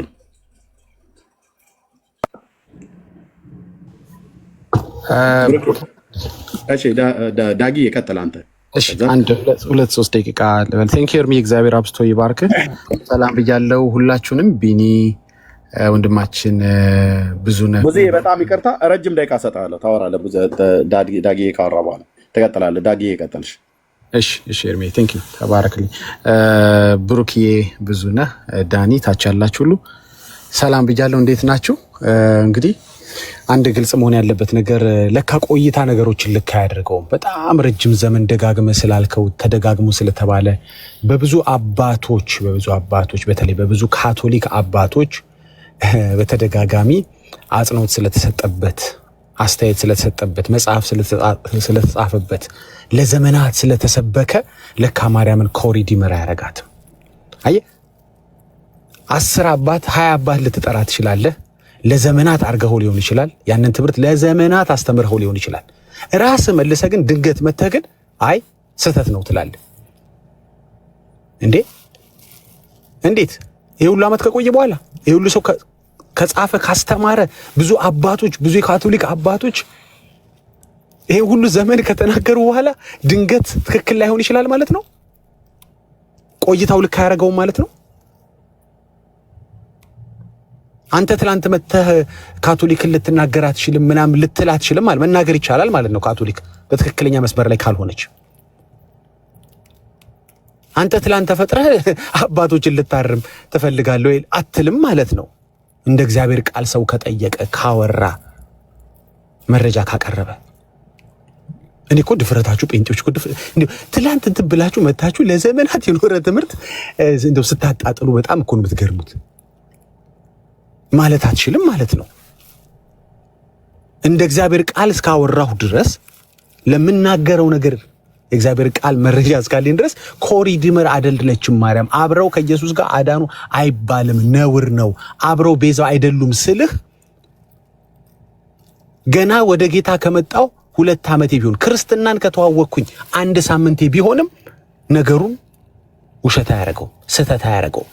አንተ 500 ዓመት የኔ 1 ዓመት ከእውነት ጋር ከሆነ ይበልጣል። ቁጥር አይደለም ነገርን ልክ የሚያደርገው። 20 አባቶች እጠራልሃለሁ አንተ 1 አባት ልትለኝ ትችላለህ። በዛ ትምህርት ላይ ምንም አባት አይኖረኝ። አንተ ፍጡር ነው የምታወራኝ፣ እኔ ፈጣሪ ትምህርት አሳያለሁ።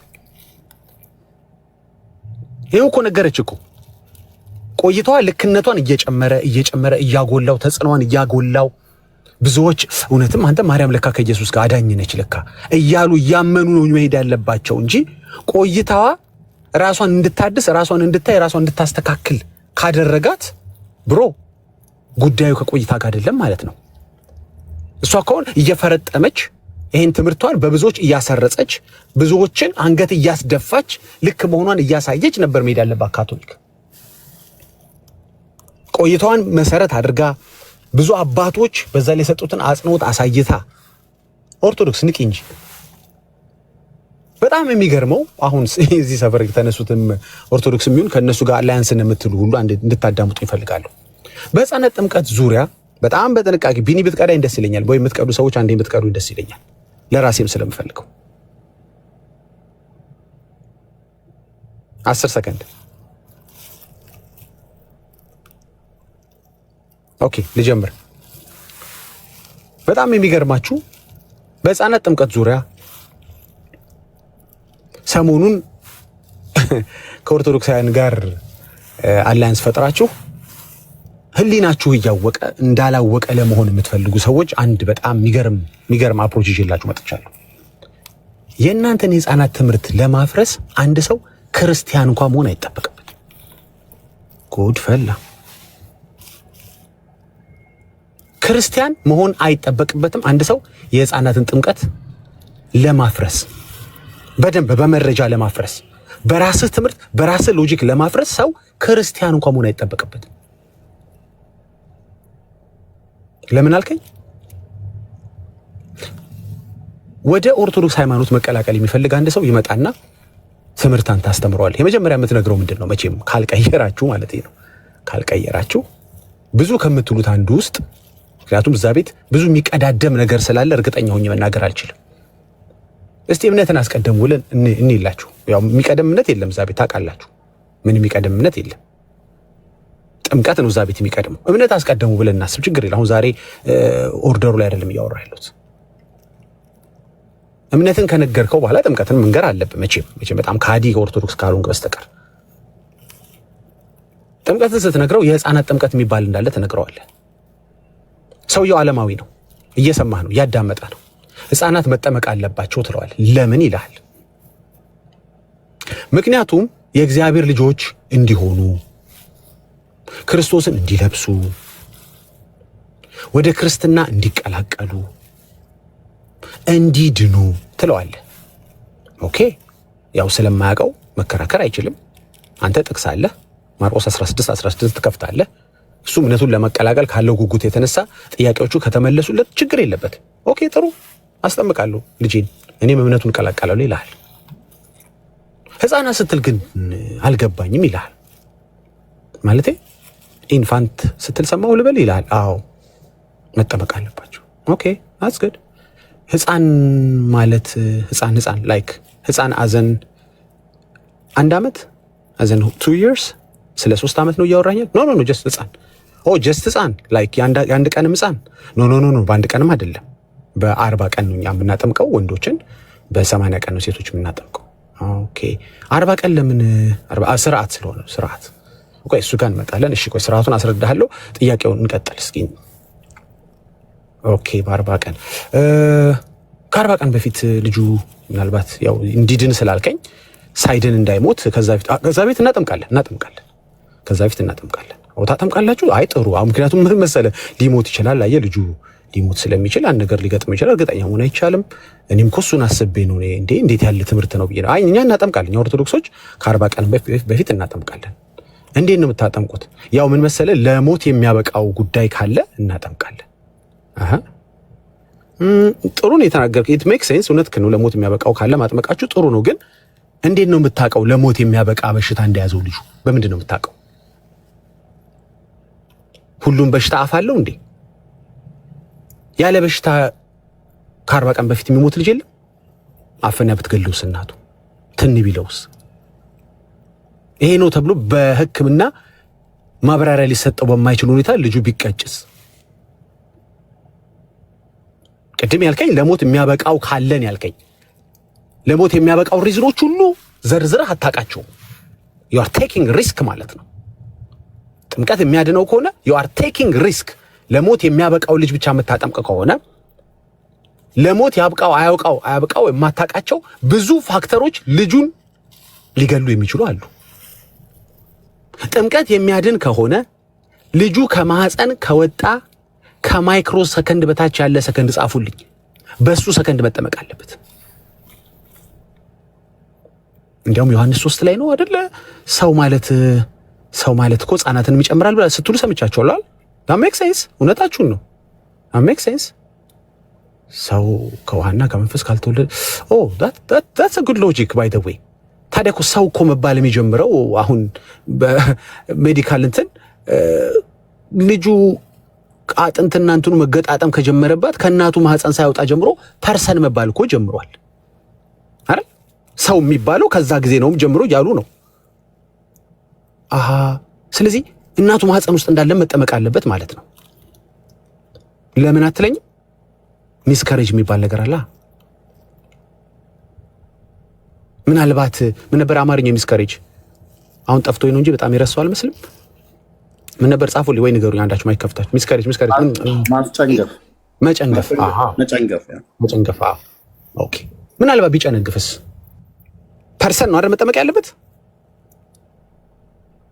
ፐርሰን ነው ተብሏል። እንግዲህ ሜዲካሊ ልጁ ከዛ ጊዜ ጀምሮ ፐርሰን ነው። ለዚህ ነው እኮ ማስወረድ የማይቻልባቸው እንትኖች አሉ። እኛ ሀገርም አሁን ምንድነው ዲሞክራቶች ናቸው አለ የከለከሉት ኦር whatever ሪፐብሊካን መሰለኝ።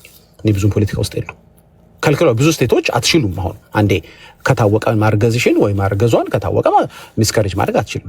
ሚስካሬጅ ማድረግማ ትችላለች ያው በአንፎርቹኔትሊ ከሆነ ነገሩ ግን በማስወረድ ግን በሌጋሊ አትችልም። በብዙ መልኩ ልጁ ሊሞት ይችላል፣ ግን ሄዳ ሌጋሊ ማስደረግ አትችልም። ለምን? ፐርሰን የገደልሽው ትባላለች። ኦኬ ፐርሰን ከሆነ መጠመቅ ያለበት እዛ ጋ ነው ማለት ነው።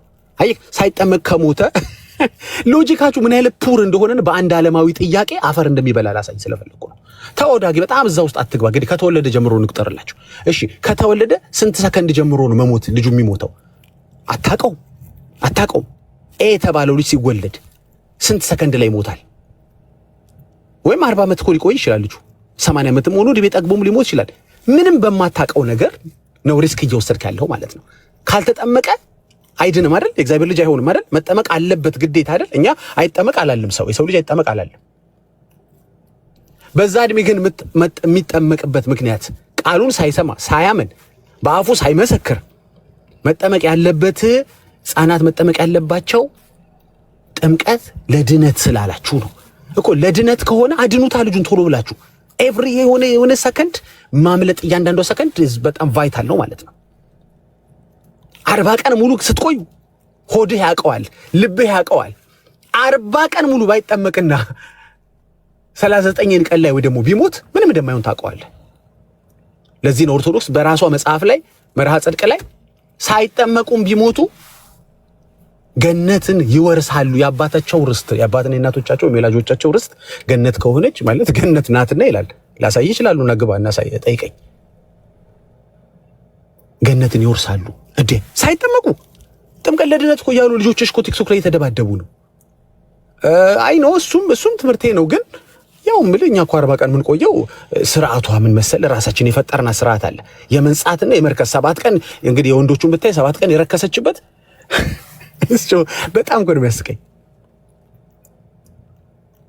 ሶስቱን ሳምንት ደግሞ የምትነጻበት ደማንበርና 40 ቀን አምጥተ እንዴ እሱ ከምጥምቀቷ ጋር ምን አገናኘው? እሱ የእናትየው ጉዳይ ነው። የልጁን ነው ከልጅ ጋር ማገናኘት ያለበት። እሱንም ያዘዘህም የለም ያደረገም ሐዋርያ የለም። ታወቆይ ነገሩ እንዳይረዝም ልመልስልህ። 40 ቀን ሙሉ የጠበቅከው ልብህና ሆድህ ስለሚያውቀው ነው። ከዛም በፊት እኮ ቅድም እኮ ዳጊ ጨረስን እኮ እሱን ጉዳይ። ለሞት የሚያበቃው ካለ እናጠምቃለን አለ። እንግዲህ አትሰማም እንዴ ዳጊ? እሰማለሁ። ለሞት የሚያበቃቸውን ዝርዝር አለ ወይ እጅ ላይ? ይሄ ለሞት ስለሚያበቃ በምን አወቅህ አንተ? የተባለው ልጅ ታፍኖ እንደማይሞት በጣም እርግጠኛ ነህ ማለት ነው። የእያንዳንዱ ልጅ የመሞቻ ሰከንድ እና ሰዓት ተሰጥቷል ማለት ነው። የበሽታ አይነት ተሰጥቷል ማለት ነው። how do you know? መዳን ካለበት መጠመቅ ካለበት በሕፃንነቱ which second ነው ልጁን የሚመለከተው? ሁሉን ነገር ተቆጣጥረን አንችልም። በእግዚአብሔር ተስፋ አለን። በሱ ሚት አድርገው። አሁን ግራ እየገባህ መጣ። አሁን እየገባህ ይመጣል። ጥሩ ነው። እንደዚህ ደስ ይለኛል። መቆጣጠር የማትችለውን ነገር መጀመሪያ ማነካካው አለ። አትነካካ። በቃ ማታውቀው ነገር አትዘባርቋ። የሚሞትበት ቀን ከታወቀ ካልታወቀ እያልክ ከፋፍለ ሐዋርያቶች ያላስተማሩትን ያልተጨነቁበትን ሁሉ ነገር ዝርዝሮ ይጽፋሉ። እንደሚታኖር ወንድሜ ሚውት አድርገው። ፊትህ እየፈረሰ እኮ ነው። ዓለማዊ እኮ ነው እያፈረሰብህ ያለው። አሁን ይሄ ጥያቄ ዓለማዊ እየጠየቀ ነው። መቆጣጠር የማትችለው ነገር ውስጥ አትግባ። በመጀመሪያ ነገር ከተጻፈልህ ስታልፍ ነው ችግሩ። የራስን ፋብሪኬት ማድረግ ትጀምራለህ። አይ ሜክ ሴንስ ለአንድ ዓለማዊ እንኳን ሜክ ሴንስ የማያደርግ ሎጂክ ውስጥ ትገባለህ። እሺ እያለህ እኮ ነው። እሺ አጠምቃለሁ። የቱን ልጅ ላጥምቅ? 40 ቀን ላይ ላጥምቅ? 25 ቀን ላይ ላጥምቅ? 10 ቀን ላይ ላጥምቅ? ፐርሰን ከተባለበት ሰከንድ ጀምሮ ላጥምቅ? ከእናቱ ማፀን እንደወጣ ላጥምቅ? እናቱ ማፀን ውስጥ እንዳለ ላጥምቅ? ይሄን መመለስ አለበት ግዴታ። ምክንያቱም ልጁ እንዲድነት የማይፈልግ ወላጅ የለም። ማንም ልጅ አይጨክንም። ማንም ወላጅ አይጨክንም በልጁ ጉዳይ። ልጁ እንዲድንለት የማይፈልግ የለም። ጥምቀት የሚያድን ከሆነ እኔ ያጠምቀው ነበር ልጄን። እንዴ ትቀልዳለህ እንዴ? ገና ከእናቱ ማፀን እንደወጣ ዋይ እያለ ከተው ነበር ውሃ ውስጥ። በጣም የሚገርመው ከኔ ጋር አብራ ግን ኦርቶዶክስም አታጠምቁም። ለምን? ሆዶ ያውቀዋል፣ ትምህርቷ ያውቀዋል፣ ልቧ ያውቀዋል። 3 ደቂቃ ነበር። ከዚህ በኋላ አስወርድሃለሁ። አንሚት ካርክ የመጨረሻ ነው የምነግርሽ ወንድሜ፣ በጣም ከይቅርታ ጋር ዝም ብለህ ማየት ነው ያለብህ አንተ። አየህ ካቶሊክም እንደዚህ ነው። አየህ ኖራ አይዳቂ። አሁን አንቺ ትላንት መጥተሽ በመሰጫው አስተያየት ሊፈርስ ነው ልትል ትችላለህ። አዎ ሚሊዮን ዓመት አስቆጥር ሃምብል መሆን አለብህ እንደ ካቶሊክ። በቃ ትምክህትን መጣል አለብህ። ዓለማዊ ነው እያፈረሰብህ ያለው። አሁን ይኸውልህ ዳጊ ክርስቲያኑ አይደለም ያፈረሰብህ፣ ዓለማዊ እንደዚህ ሲጠይቀህ መመለስ አትችልም ነው የምልህ። የህፃናት ጥምቀት የሚያድን ከሆነ ህፃን ማለት የቱ ነው ንገረኝ እስኪ። ህፃን ማለት የ40 ቀን ልጅ ነው እንዴ? እናንተ ቤት የ25 ቀን ልጅ ህፃን አይባልም እንዴ? ህፃን ብላችሁ መቁጠር የምትችሉት 40 ሲሞላው ነው ልጁ? ጾታ አይታችሁ 80 ሲሞላት ነው ሴቷ እንዴ? በኦርቶዶክስ ቤት እኮ ሰው ሴት ልጅ ህፃን መባል የምትችለው እኮ 80 ቀን ላይ ነው ማለት እኮ። እንደሱ ከሆነ አይ ህፃን የምንለው ከእናቷ ማፀን ከወጣች ነው ካልክ ከእናቷ ማፀን ከወጣች ጀምሮ ህፃን ብለህ አጥምቃት እስኪ። አታርገው። you know that 80 ቀን ሙሉ ብትታገስ ልጅቷ እንደምትድን ምንም እንደማትሆን 76ኛው ቀን ላይ ብትሞት ምንም እንደማትሆን ታውቀዋለህ። ሐዋርያት ትምህርት ላይ ሌለ ባተጠምቃትም እንደማትሞት መርሃ ጽድቅ ላይ ምን ብላችሁ ጻፋችሁ? ሳይጠመቅ ቢሞትም ገነት ይገባል። እንዴ ኦርቶዶክስ እንዴት ያለ ስትባል እኔ ማቴዎስ 19:14 ላይ አንብቤ ነው አለች። ራሷን ይጠቅሶን ይጻፈችው ራሷ። የሚከራከረኝ እንኳን ካለ ብላ ጠቅሳ አስቀምጣለች። ልክ ወንጌል አማኞች እንደምንለው ልክ የህፃናት ጥምቀትን እንደማንቀበል ወንጌል አማኞች እንደምንለው ወርድ ባይ ወርድ ሳይጠመቁ ቢሞቱ ገነትን ይወርሳሉ ብላለች። እንዴት ሰው የራሱን ትምህርት ራሱ ያፈርሳል? ሌላ ያፍርስብህ። ምክንያቱም በሐሳብ ጠላት ስለሆኑ ያንተን ነገር ማጣጣል ስለሚፈልጉ ብለህ በብዙ ነገር ልታስብ ትችላለህ። እድል ስለማይሰጡ አሁን ብዙ ነህ እንደሚያስበው ማለት ነው። ገባ? ስለተጫኑኝ ብለህ ታስባለህ። ያንተን ትምህርት ግን አንተ ስታፈርሰው ግራ ያጋባል። የራስን ትምህርት እንዴት ራስህ ታፈርሳለህ? ይሄ እኮ የሌለ እኮ ነገር ግራ የገባው ነገር ነው። ኢየሱስ ያድናል ብለህ ግን አያድንም ብሎ ትምህርት አለ እንዴ? ምን አይነት እብደት ላይ ብትደርስ ነው? ሌሎች ያፈርሱብህ። ምክንያቱም አልፈረሰም ብለህ ማሰብ ትችላለህ። ጠላትነት ነው ጽንፍ ይዘን ነው ትላለህ። እንዴት ሰው የራሱ ጠላት ይሆናል? ራሱ ጽፎ ኢትስ ኦኬ ባይጠመቁም ትላለህ እንዴ? ህፃናት መጠመቅ አለባቸው ብለህ ካስተማርክ በኋላ ባይጠመቁም ችግር የለውም ለነገሩ ምናምን። ራሱ እኮ 40 ቀን የሚለው ቀን ማስቀመጠ በራሱ እኮ ባይጠመቁም ችግር እንዳለው ያሳብቃል ውስጡ። አየህ you took a risk for 40 days that by itself shows እንትን ማንዳቶሪ እንዳልሆነ ባፕቲዝም ማንዳቶሪ እንዳልሆነ ለህፃን ያልኩት ነው። ካልከኝ ደግሞ ኤክስፕሌን ማድረግ አለብህ። ለሞት የሚያበቃቸውን እንደምታጠምቀው ሁሉ ለሞት ያብቃው አያብቃው ሌላው ህፃን ልጅ እንዴት አወቅስ ሲባል መልስ መስጠት አለብህ። እንዴት ሪስክ ወሰድክ? አይ ለሞት ስንመረምር በዶክተር ተመርምሮ ለሞት የሚያበቃው በሽታ የለም። በበሽታ ብቻ ነው እንዴ ህፃን ልጅ የሚሞተው? ቅድም እኮ አልኩህ። እንዲህ ካልተነገረ አይገባም። እንዲህ ዓለማዊ ካልነገረ ዓለማዊ ካልተሳለቀብህ ትምህርትን ካላፈረሰው አይገባም። እኔማ ከብድሃለሁ። እኔማ የኢየሱስ ትምህርት አለኝ። እኔማ ጠቅሳለኝ እኮ ይሄው ማቴዎስ 19:14 እልሃለሁ። እኔማ ለአንድ ዓለማዊ እንኳን ፊት የማያደርግ ብቁ ያልሆነ ትምህርት ነው ያለ። ተራ ሰው መጥቶ ተራ ሰው ኔሴንስ የሰው ተራ የለው ምንም የመጽሐፍ ቅዱስ ዕውቀት የሌለው ጨዋ በኦርቶዶክስ የምትለው ማለት ነው። ምንም ትምህርት የሌለው ሰው ዝም ብሎ መጥቶ ሲጠይቅ እንኳን ለሱ እንኳን መልስ የለህም። አይ ስርዓትህ ውሸትን አሳበቀብህ። 40 ቀን ስትል ውሸትን አሳበቀብህ። 40 ቀን ሙሉ ምንም እንደማይሆን ወላጆቹ ሰሙብህ፣ አወቁብህ፣ ነቁብህ። 80 ቀን ሙሉ ከ2 ወር በላይ አንድ ህፃን ልጅ ሳታጠምቅ ስትቆይ አሳበቀብህ ስርዓት ውሸትህን። በጣም የሚያስቀው ደግሞ ከኦርቶዶክስ ቤተክርስቲያን ውጪ ያሉ አጥማቂያን ናቸው። የህፃናት ጥምቀት ለምን ለኃጢአት ሰረት ይላል? ለምን ለድነት ይላል? አንተ ደግሞ ጨራሽ የባስከው ነህ።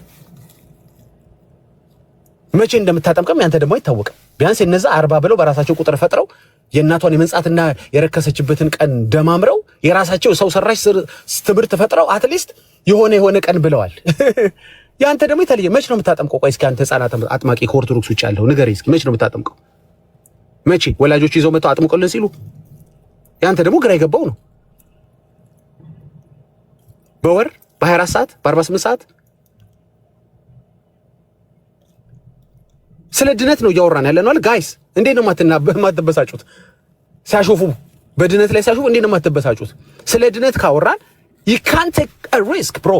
እያወራን ያለው ስለ ሰው ልጅ ህይወት እኮ ነው። ስለ መዳን ነው የምናወራው። ይድናል ካልከኝ በጥምቀቱ ምንም ሪስክ መውሰድ አይፈቀድልህ። የ24 ሰዓት ሪስክ መውሰድ አልተፈቀደልህም። በጥምቀቱ የሚድን ከሆነ ካልተጠመቀ የማይድን ከሆነ ሰከንድ ሪስክ መውሰድ አትችልም። ከእናቱ ማፀን ውጥት ጥምቅ ነበር ማድረግ ያለብህ። ኢቭን በዛ መካከል ልጁ ሊሞት ይችላል ሳታጠምቀው። ኢቭን በዛ መካከል እንኳን አይ ውሸት መሆኑን ተፈጥሮ ራሱ ተመሰክርባለች። ቅድም ሲያነበው ሐዋርያት ምዕራፍ 10 ይመሰክርባል ውሸት መሆኑ። አንተ መንፈስ ቅዱስ ይቀበላል ብለህ ሜሮን የምትቀባው ከተወለደ በኋላ ነው። ጴጥሮስ ግን እነማን እናጥምቃለ? እነዚህን መንፈስ ቅዱስ የተቀበሉትን እናጠምቃለን ይጠመቁ አለ። አንተ ኦርደር ራሱ እሱ መንፈስ ቅዱስ ያለበትን ያጠምቃል ጴጥሮስ፣ አንተ ደግሞ ያጠመቀው መንፈስ ቅዱስ እንዲሞላ ሜሮን ትቀበዋለህ። አንተ ግማሽ የማይባል ቁርባን ትሰጣለህ። ቁርባን የሚባል ነገር የለም። የጌታ እራት እንካ ብላ ስትለው ህብስቱን አይበላም ሕፃኑ። እሺ ጠጣ አይጠጣ ምን ይሻላል? ተፈጥሮም እምቢ አለኝ። መጽሐፍ ቅዱስ ላይም ጥቅስ አላገኘው። የገባው ወይም የተገባው ሕፃን አይደለም ይሄ ልጅ። አይ በቃ በጣት ያርጌ ቢያንስ ከንፈሩ ላይ ልቀባ ደሙን፣ ከዛ ምን ሰጣሁ ነው የሚባለው? ያው ቁርባን እንዴ! ይሄ ጌታ እራት ደም ብቻ ነው እንዴ? ደሙ ብቻ ነው? ለዛው መውሰድ የለብህም እንዴ? ከንፈር ማስነካት ነው እንዴ? ጌታ እራት ተወሰደ ሲባል አይ እምቢ አላቅም፣ በቃ ተፈጥሮም እምቢ አለኝ፣ ጥቅስም ማጣው አረጋዋለሁ በጉልበት። ሁሉ ነገር እኮ ድብልቅልቅ ያለብን በሎጂክ አይሄድ፣ በጥቅስ አይሄድ። አሁን መተህ ማስረዳት ያለብን መሰለ ለሞት የማያበቃቸውን ህፃናት ለምን አላጠመካቸውም? 40 ቀን ሙሉ ለምን ጠበክ? አይ ዳጊሹ በሱማ መጽሐፋችን ራሱ አስፎግሮኛል እኮ። ያው ማለት በጉልበት ኖር ያለው እስከዛሬ እንደ ካቶሊክ አንድ ቀን ሰብሚት እስካርግ ድረስ ለእግዚአብሔር ቃል የህፃናት ጥምቀት እንደዚህ ነው ውሃ የበላው።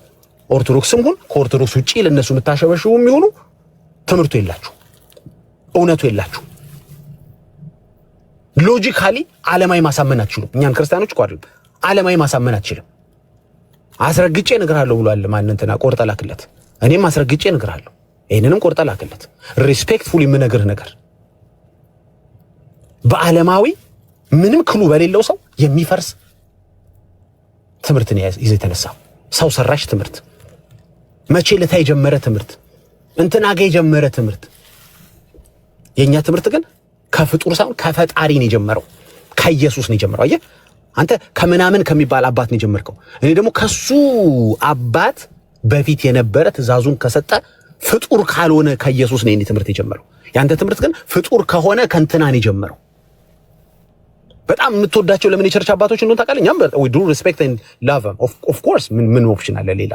አንተ ግን ለመሰለ ሐሳብን የሚያቀነቅኑ እነከናን ትወዳቸዋለህ። ኢየሱስን አይመች አትፈልገውም። ኢየሱስማ በጣም እየደጋገም አፈረሰ። ሐዋርያቶች እነሱ ጠላቶች ናቸው።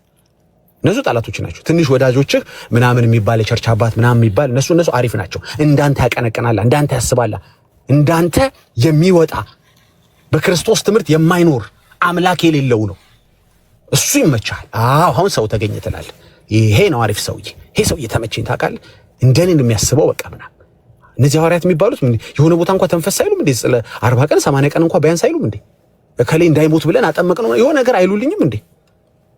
እነሱ ኢየሱስ ምናምን አልተመቸኝም። እኔ እንትናን ቸርችፋ በጣም እሱ ነው በተደጋጋሚ እና 5ኛው ሴንቸሪ ላይ እንትን በተደረገው ጉባኤ ምናምን ብያም ታታለሁ። አታም ስል ዳር ትይዛለህ ማለት እዚህ ጋር ነው። አሁን ለእኔ ለክርስቲያኗ ለምትመልሰው ዓለማውያኖች እየጠየቁህ ነው። ምንድነው መጽሐፍ ላይ ጻፍኩ ሄጄ እኮ አነበብኩት፣ ባይጠመቁም ችግር የለም ብለሃል፣ ገነትም ይገባሉ ብለሃል። ችግር የለውም ብቻ እኮ አይደለም እኮ ደግሞ ያልከው እኮ ምን መሰለህ፣ መርሃ ጽድቅ ላይ ችግር የለውም ብትሉ ኦርቶዶክሶች ደግሞ አንድ ነገር እኮ ነው። ችግር የለውም ብቻ ሳይሆን ዴስቲኔሽናቸውንም ተናግራችኋል። ገነት ይገባሉ አላችሁ እንዴ? ይሄ እንግዲህ ታይፒንግ ኢረር ነው እንዳንል ጥቅስ አስቀመጣችሁ። ጭራሽ ምን ጥቅስ ስንል እኛ ወንጌላውያኖች ምን ጠቅሰው ግራ እኮ ገባን። በእርግጥ ጥቅሱ የኛ ብቻ ነው አላለም። ማንም ሰው ለእግዚአብሔር ቃል ሰሚት የሚያደርግ ከሆነ ለዛ ቃል የሚገዛ ከሆነ ያንን ቃል መጠቀም መብት አለው። ማን ነው ለጴንጤ ብቻ የሸለመው? ስለዚህ ኦርቶዶክስም ተጠቀመችበት። አሁን እንዴት ሰው የራሱን ትምህርት ራሱ ያፈርሳል?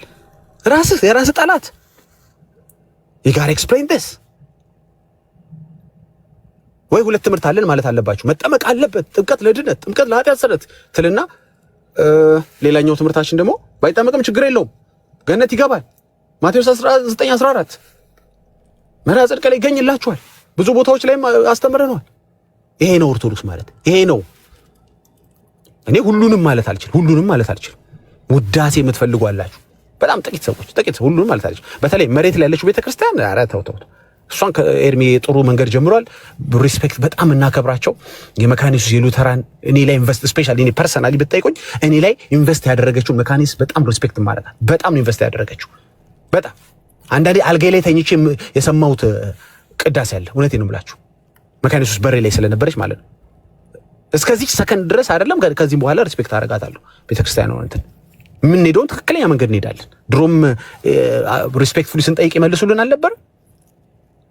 ዛሬም ይመልሱልን። ምንም ችግር የለባቸው። እንደዛ መሬት ላይ እንወርዳለን። ኧረ በጣም የተከበሩ አገልጋዮች አሉ። በጣም ሪስፔክት የምናደርጋቸው እድሜያቸው ምናቸው በጣም ነው የምንወዳቸው መካኒሱስ ሉተራኖች። ጥያቄ ያለብን ከእናንተ ጋር እንጨርሳለን። እዚህ ሰፈር ግን 3-4 ሰዎች ጋር ፐርሰናል እንትን ልፌ አላረግም። ለመሰለ ለእኔ ለክርስቲያኑ ተወውና ለዓለማዊ እንድትመልስ እፈልጋለሁ። እምነቱን መቀላቀል ለሚፈልግ ወደ ኦርቶዶክስም በለው ወደ አንተ እዚህ ጋር የምታቀነቅነው መሬት ላይ ኤግዚስት ወደማታደርገው መካኒሱስና ሉተራንም በለው ይሄንን መመለስ አለብህ። ስለዚህ በአንተ ትምህርት መሰረት ከእናቱ ማህፀን የወጣ ልጅ ተጣድፎ መጠመቅ አለበት። ምክንያቱም ኤቭሪ ሰከንድ ኤቭሪ አወር ያንተን ትምህርት ያፈርሳል። 1 ሰዓት ሙሉ ሳታጠምቀው ቆየ ማለት ትምህርትን አፈረሰብህ ማለት ነው። ተበላህ ማለት ነው። ወይ የዋን አወር እንትን አለ ግሬስ ፔሪድ አለ ብለህ አዲስ ትምህርት ካላመጣ በስተቀር የ40 ዴይስ ግሬስ ፔሪድ አለ። 40 ከሞላ በኋላ ግን መልአኩ ይቆጥርና ከዛ እንትን ብትልና እንዴ ካም ኦን እንዴ ሼም ነው። በጣም ሼም ነው። በዓለማዊ የሚፈርስ ትምህርት ካለ ሼም ነው። ለሙግት እንኳን የማይበቃ ነው። ለሙግት እኮ ነው የምልህ። አንብቦ የማያውቅ ገልጦ የማያውቅ ሰውዬ ስትነግረው ገና ሲጠይቅህ አትመልስለት። ምን ብለህ ትመልስለታለህ? እኛ እናጠምቃለንም አናጠምቅም ትምህርት መልስ ሊሆን ይችላል? አይችልም። ውሸታም ትምህርት ነው ማለት ነው። ሰው ሰራሽ ትምህርት ነው ማለት ነው። እንዴት 2 ነገር ትምህርት ሊሆን ይችላል? ያድናል አያድንም? ጽፈህ አትመህ አሰራጭተህ ኢትዮጵያ ኦርቶዶክስ ተዋህዶ ብለህ በደንብ አድርገህ ይኸው አለን እኮ መጽሐፉ ልናሳይ ይችላል። ገጽ በቀዝ እናሳያለን። ታያስካይስ ታምታታ ወጠረው እኮ ሰው አንዳንድ እኮ ደስ ይላል እኮ ጎበዝ ዓለማዊ ሲሆን ጎበዝ መናፍቅ ሲሆን እኮ ደስ ይላል እኮ ለሕክምናም ይመቻል እንዴ። ያመኛል አያመኝም ለሚል ሰው እንዴት አይነት ሕክምና ነው የምትሰጡት? ዶክተርዬ ይሸቀሽቀኛል ተሽሎኛል ለሚል ሰው ምን አይነት ሕክምና ነው የምትሰጡት? ግራ አታጋቡን እንጂ 2 ወንጌል ተጽፋለህ። that's crazy እንዴ። እኔ ከኔ ጋር ማወያየት ከወንድሞቼ እህቶቼ ጋር ማወያየትማ በጣም ክብር ነው። ምክንያቱም የምናወራህ እንደ እግዚአብሔር ቃል ነው። come on start making sense just start making sense በእናት መቼም ወንጌልህ የዳንን ለማዳን አይደለም አይደል? ያልዳንን ለማዳን ነው መቼም አይደል? ምን እኔማ ኦልሬዲ እኮ ጌታ ገዛኝ እኮ በደሙ ምን ታድነኛል? የዳንን ለማዳን አይደለም የኔ ወንጌል። ሊያጸና ሊያበረታቸው ይችላል። በክርስትናቸው እንዲበረቱ ሊያረጋቸው ይችላል። ኦፍ ኮርስ ወንጌል ያስፈልገንም እያልኩኝ አይደለም። ስለ ማዳን ካወራኸኝ ግን የዳንን ለማዳን አይደል? ላልዳነው ለዓለማዊ ግን ይጋረ ሜክ ሴንስ። 2 ነገር ይዘህ አንዱን ያዝ ችግር የለውም። እስክትባንን ድረስ ብዙ ዓመታት እንሄድና እንደ ካቶሊክ አንድ ቀን በጣም ዱላው ሲበዛብን ያው ሰማይ ነው የሚደበድብህ እኛ አይደለንም። ቃሉም የሰማይ ስለሆነ ያኔ እንቀይራለን። ከ500 ዓመት በኋላ ሊሉን ይችላሉ መመናቾችን። ይሁና ታዲያና ታዲያ ስትሸንፍ ግን ምን ታደርገዋለህ ታዲያ ብለን ላሽ እንላለን ከሆነ ያው እንግዲህ you can't make sense። ግን እስከዛው ድረስ thank you guys አመሰግናለሁ።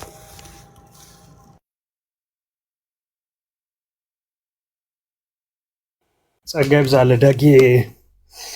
እሺ ብዙ ነው አለ አሎ ቴንክ ዩ ዳጊ ተባረክ። ብዙ አሁን መቀጠል ይችላል። ቴንክ ዩ። እሺ ያው ቅድም ኤርሚ እያለ የነበረው ምንድነው የእግዚአብሔርን ቃል ሊሰሙት የሚችሉት ያው ትላልቅ ሰዎች ናቸው። እነዛ መስማት የሚችሉ ሰዎች ያው ጆሮ ያላቸው ሰዎች ማለት ነው ብሏልና ይሄ የተሳሳተ መሆኑን ልነግረው ይገባል። ምክንያቱም የእግዚአብሔር ቃል የእግዚአብሔር መንፈስ ነው። ስለዚህ የግድ ሰው ጆሮ ስላለው አይደለም የሚያምነው ወይም የሚሰማው። ምክንያቱም መጥምቁ ዮሐንስም ኢየሱስን በመንፈሱ ራሱ ተረድቶ ዘሏልና የግድ ሰው አዋቂ ወይም የሆነ ደረጃ ስለደረሰ አይደለም የሚያውቀው። ሌላው ደግሞ እንግዲህ ኢየሱስ ክርስቶስ ራሱ እንዲጠመቁ የሚፈልገው እንዲድኑ የሚፈልገው ወደሱ እንዲቀርቡለት የሚፈልገው ራሱ ቃል በቃል የተናገረው እናገራለሁ።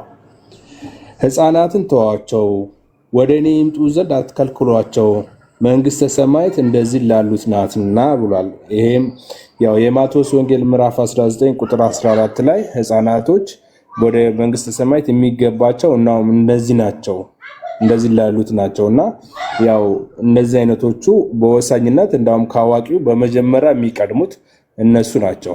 ስለዚህ ሕፃናትን ማጥመቅ ግዴታ ነው፣ ወደ ጌታ ማቅረብ፣ ምክንያቱም በጥምቀታቸው ስለሚድኑ ማለት ነው። እንዳልኩት ደግሞ የሚነገረው ቃል በእነሱ ላይ የሚደገመው ቃል የቅድስት ሥላሴ ቃል ነው። ስለዚህ ይህን ቅድስት ሥላሴን ያምናሉ፣ ይቀበላሉ ሕፃናቶች የእግዚአብሔር መንፈስ ስለሆነ ማለት ነው። ብዙ ወይ ይሰማሉ። አሁን የጠቀስከው ጥቅስ ላይ ጥምቀት ብለህ ጨመርክበት ራስህና እኔ ደግሞ መጽሐፍ ቅዱሱን ገልጬ ሳይ አላገኘውም ጥምቀት የሚል። ሕፃናት ወደ እኔ ይመጡ ዘንድ አትከልክሏቸው ይላል። ኦፍኮርስ ከዛ እንዲመጡ ምናምን ብለህ በራስ ትምህርት ሰራበት የእግዚአብሔር ቃል ላይ። እንዴት ነው ነገር? ጥምቀት አላየውም እዚህ ጋር ጥምቀት አለ ደግመው ተሳስቼ ነው ቢኔ። እኔ ወደ ስራ ልመለስ ነው በጣም ከይቅርታ ጋር እችንም ጥያቄ ጨምረ ያንተን እንደመለሰልህ ከየት እንደጨመራት እሷን እንዲነግርህ እፈልጋለሁ። የኔም ጥያቄ ስለሆነ ሌላው ደግሞ ሕፃን ማለት ምን እንደሆነ አሁን ያብራራል። ይሄ ሁሉ ነገር ነው ሕፃናት መጠመቅ አለባቸው። ሕፃን ማለት የቱ ነው? የአንድ ሰከንድ ልጅ ነው ሕፃን? የ10 ቀን ልጅ ነው? የ20 ቀን ልጅ ነው? ምክንያቱም በካቶሊኮች ቀን የላቸውም። 40-80 አትሉም አይደለ እኮ? ንገሩና በስንት ቀን ነው መጠመቅ ያለበት? በወላጆች ኮንሴንት፣ በአያቶቹ ኮንሴንት ነው? ማን ያለው? የቱ ሐዋርያ ነው ስለ ኮንሴንት ያወራው? ስለ ሐዋርያ ማን ነው? ስለ እናት ስለ አባት ኮንሴንት፣ ስለ አያት ኮንሴንት ያወራው የቱ ሐዋርያ ነው? መጠመቅ ያለበት ሕፃን ከሆነ ሕፃን እኮ ማለት እኮ የአንድ ሰከንድ ሕፃን ልጅም ሕፃን ነው። ማን አንተ ሰዓቱን ዲተርምን የምታደርገው? እንዳንተ እኮ ትምህርት እኮ ልጁ ሳይጠመቅ ከሞተ እኮ አልዳንም ማለት ነው፣ ገደልከው እኮ ማለት ነው። ወንጌል ቢሆን ኖሮ ገለኸው ነበር። አየህ፣ ወንጌል አለመሆኑ ጠቀመው እንጂ ልጁ ውሸት መሆኑ ሰው ሰራሽ ትምህርት መሆኑ ጠቀመው ልጁ እንጂ እንዳንተ እኮ ቢሆን የ24 ሰዓቱን ልጅ ገደልከው ማለት እኮ ነው። የዘላለም ሕይወት አሳጣኸው ማለት እኮ ነው በአንተ ኮንሴንት። አየህ፣ ወላጆቹ ምን ሰከንድ ላይ ይሙት እንደማያውቁ ሰዎች ኮንሴንት ምንድን ነው? በእነሱ ፈቃድ። አየህ፣ የልጁ መዳን በእነሱ ፈቃድ ተወሰነ ማለት ነው። የእውቀት ሊሚቴሽን ባለባቸው ወላጆች ልጁ በስንት ቀን በስንት ዓመቱ እድሜ ጠግቦ ይሁን ይሙት በማያውቁ ወላጆች የዘላለም ሕይወቱ ዲተርሚን ተደረገ እኮ ማለት ነው። ምን አይነት ሪስክ ነው የምትወስዱት? እውነት የሚያድን ቢሆን አየህ፣ ሪስክ የምትወስዱት ለምን እንደሆነ ታውቃለህ? ምክንያቱም you know deep in your heart ልጁ ምንም እንደማይሆን ልባችሁ ያውቀዋል። አየህ፣ ተጣጥቦ አገር ባህል ልብስ ተገዝቶለት እንትን ካሜራማን ቀጠሮ ተይዞ ምናምን ሄዳችሁ የምታጠቡት ለመሰለ ልባችሁ ያውቀዋል። ያ ሁላ ሰዓት ስትዘናጉ ቢሞትም ምንም እንደማይሆን ግን መወርደቱን አትፈልጉትም። እንደ ካቶሊክ ለማመድ ያማችኋል። ሕፃናትን አሁን እድሜዋን ጠብ አድርግልን እስኪ ንገረን። አሁን የቢኒን ጥያቄ መልሰህ ጀምር። እኛ ሕፃንን ስናጠምቅ ከሌ በዚህ ቀን እንዳደረገው በዚህ ሰከንድ እንዳደረገው ወይም ሪስክ ስንወስድ ማን አለብኝነት ይዞን ነው በልና ንገረን። ቴንክ ዩ። እሺ ሕፃን ዲፋይንድ ላድርግለት። ሕፃን ያው የተወለደ ልጅ ነው። በማህፀን ያለ ገና ጽንስ ስለሆነ ያ ሕፃን አይባልም። ግን ሰው መባል የሚጀምረው ከጽንስ ጀምሮ፣ ይሄ ካቶሊካዊ ትርጉም ይሄ ነው ማለት ነው። ሌላ ደግሞ ሕፃንን ኢየሱስ ክርስቶስ ራሱ ስላዘዘ ነው። አዎ ቅድም ተናግሬያለሁ እኮ ኢየሱስ ክርስቶስ ሕፃናትን አትከልክሏቸው፣ ወደ እኔ ያምጧቸው፣ መንግስተ ሰማይ ለነሱ ያሉት ናቸው ማለት ነው። አንድ ሰው ከተጠመቀ፣ ምክንያቱም የሚሰማው ቃል በውስጡ ያለው ቃል የእግዚአብሔር መንፈስ ነው። የእግዚአብሔር ቃል በዛ ላይ ከተነገረ በእርግጠኝነት ሕፃኑ ይሰማል። ስለዚህ መጠመቅ ይችላል። ስለዚህ በዛው ሚድናል ሕፃኑ ማለት ነው። ዋናው መሰረቱ እሱ ነው። የግድ አንድ ሰው ወይም 60 ዓመት ወይ 30 ዓመት መሆን አይጠበቅበትም የእግዚአብሔርን ቃል ለመስማት ማለት ነው። የእግዚአብሔርን ቃል እኮ በምንም የሚገደብ ነገር የለም። ነፍስ እስከተፈጠረች ድረስ ስጋ ነው እንጂ የሚያድገው በእግዚአብሔር የተፈጠረችው ነፍስ እኮ እግዚአብሔርን መለየት ታውቃለች፣ የእግዚአብሔር መንፈስ ታውቃለች። ይሄን ደግሞ ቡዜ እሰማለሁ ወይስ እኔ እሰማለሁ ወገኖች አሉ። ዳጌ ካለው እስቲ ኮንፈርም አድርግልኝ የምሰማ ከሆነ እሰማ ለቢኒ ያውራ እኮ ብለን ነው ምንም ማውራት የሚፈልጋት የዘለለው ብዙ ይሰማ ጥቅሱ ላይ እኮ አሁንም እኮ ጨመረበት፣ ግን ጥቅሱ አይልም እንደዛ ጭማሪ እዛ ቤት ጥምቀት ምናምን ብሎ ጨመረበት። ግን አሁን እዛ ላይ ጥቅሱ ላይ እኔ እንደዛ የሚል ነገር የለም። እንዲህ ከሆነ እንደዚህ ስለሆነ ያውን ኢየሱስ ሕፃናት ወደ እኔ ይመጡ ዘንድ አትከልክሏቸው ሲል ሕፃናት ወደ እኔ ይመጡ ዘንድ አትከልክሏቸው ያልኩበት አያችሁ፣ እነሱ ሲወለዱ ከዛ ለእነሱ ናት መንግስተ ሰማያት ስላልኩኝ መጀመሪያ አጥምቋቸውና ከዛ በኋላ ወደ መንግስተ ሰማያት እኔ ያስገባቸዋለሁ ወይንም ይገባሉ የሚል ትምህርት አንተ ጨመርክበት ወንድሜ። መጽሐፍ ቅዱስ ውስጥ የለም እንደዛ አላየሁም። እኔ አልጨመርኩትም። እንግዲህ ይሄንን ልጆቹን የከለከሏቸው የነበሩ ደቀ መዛሙርት ናቸው። ቅድም ሲነበብ እኔና ኤርሚ ስናነበው የነበረው ከምንድን ነው የከለከሏቸው? ወደ ኢየሱስ እንዳይመጡ ነው ህፃናቶች። ኦኬ ፊዚካሊ ወደ ኢየሱስ እየሄዱ ነበር በሰዓቱ። ህፃናቶች ወደ ኢየሱስ እየሄዱ ነበረ እየሮጡ ኢየሱስን ወይ እየሮጡ እየተራመዱ የሚሆን ብቻ ወደ ኢየሱስ እየሄዱ ነበር። ደቀ መዛሙርቱ ከለከሏቸው። ከዛ ሰዎች እያመጧቸው ነበር። ያው ወደ ኢየሱስ ሰዎች አመጧቸው። ያው ህፃን አለ፣ ትንሽ አለ፣ የሚታቀፍ አለ። በቃ ህፃናት የምንለው አለ። የሚታቀፍ መቼስ አይራመድም። የ40 ቀን ልጅ ይራመዳል?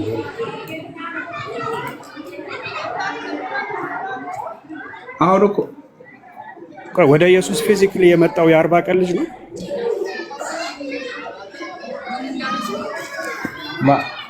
ማለት ህፃን አይደለም እንዴ? የሚታቀፍ ልጅ ህፃን አይደለም?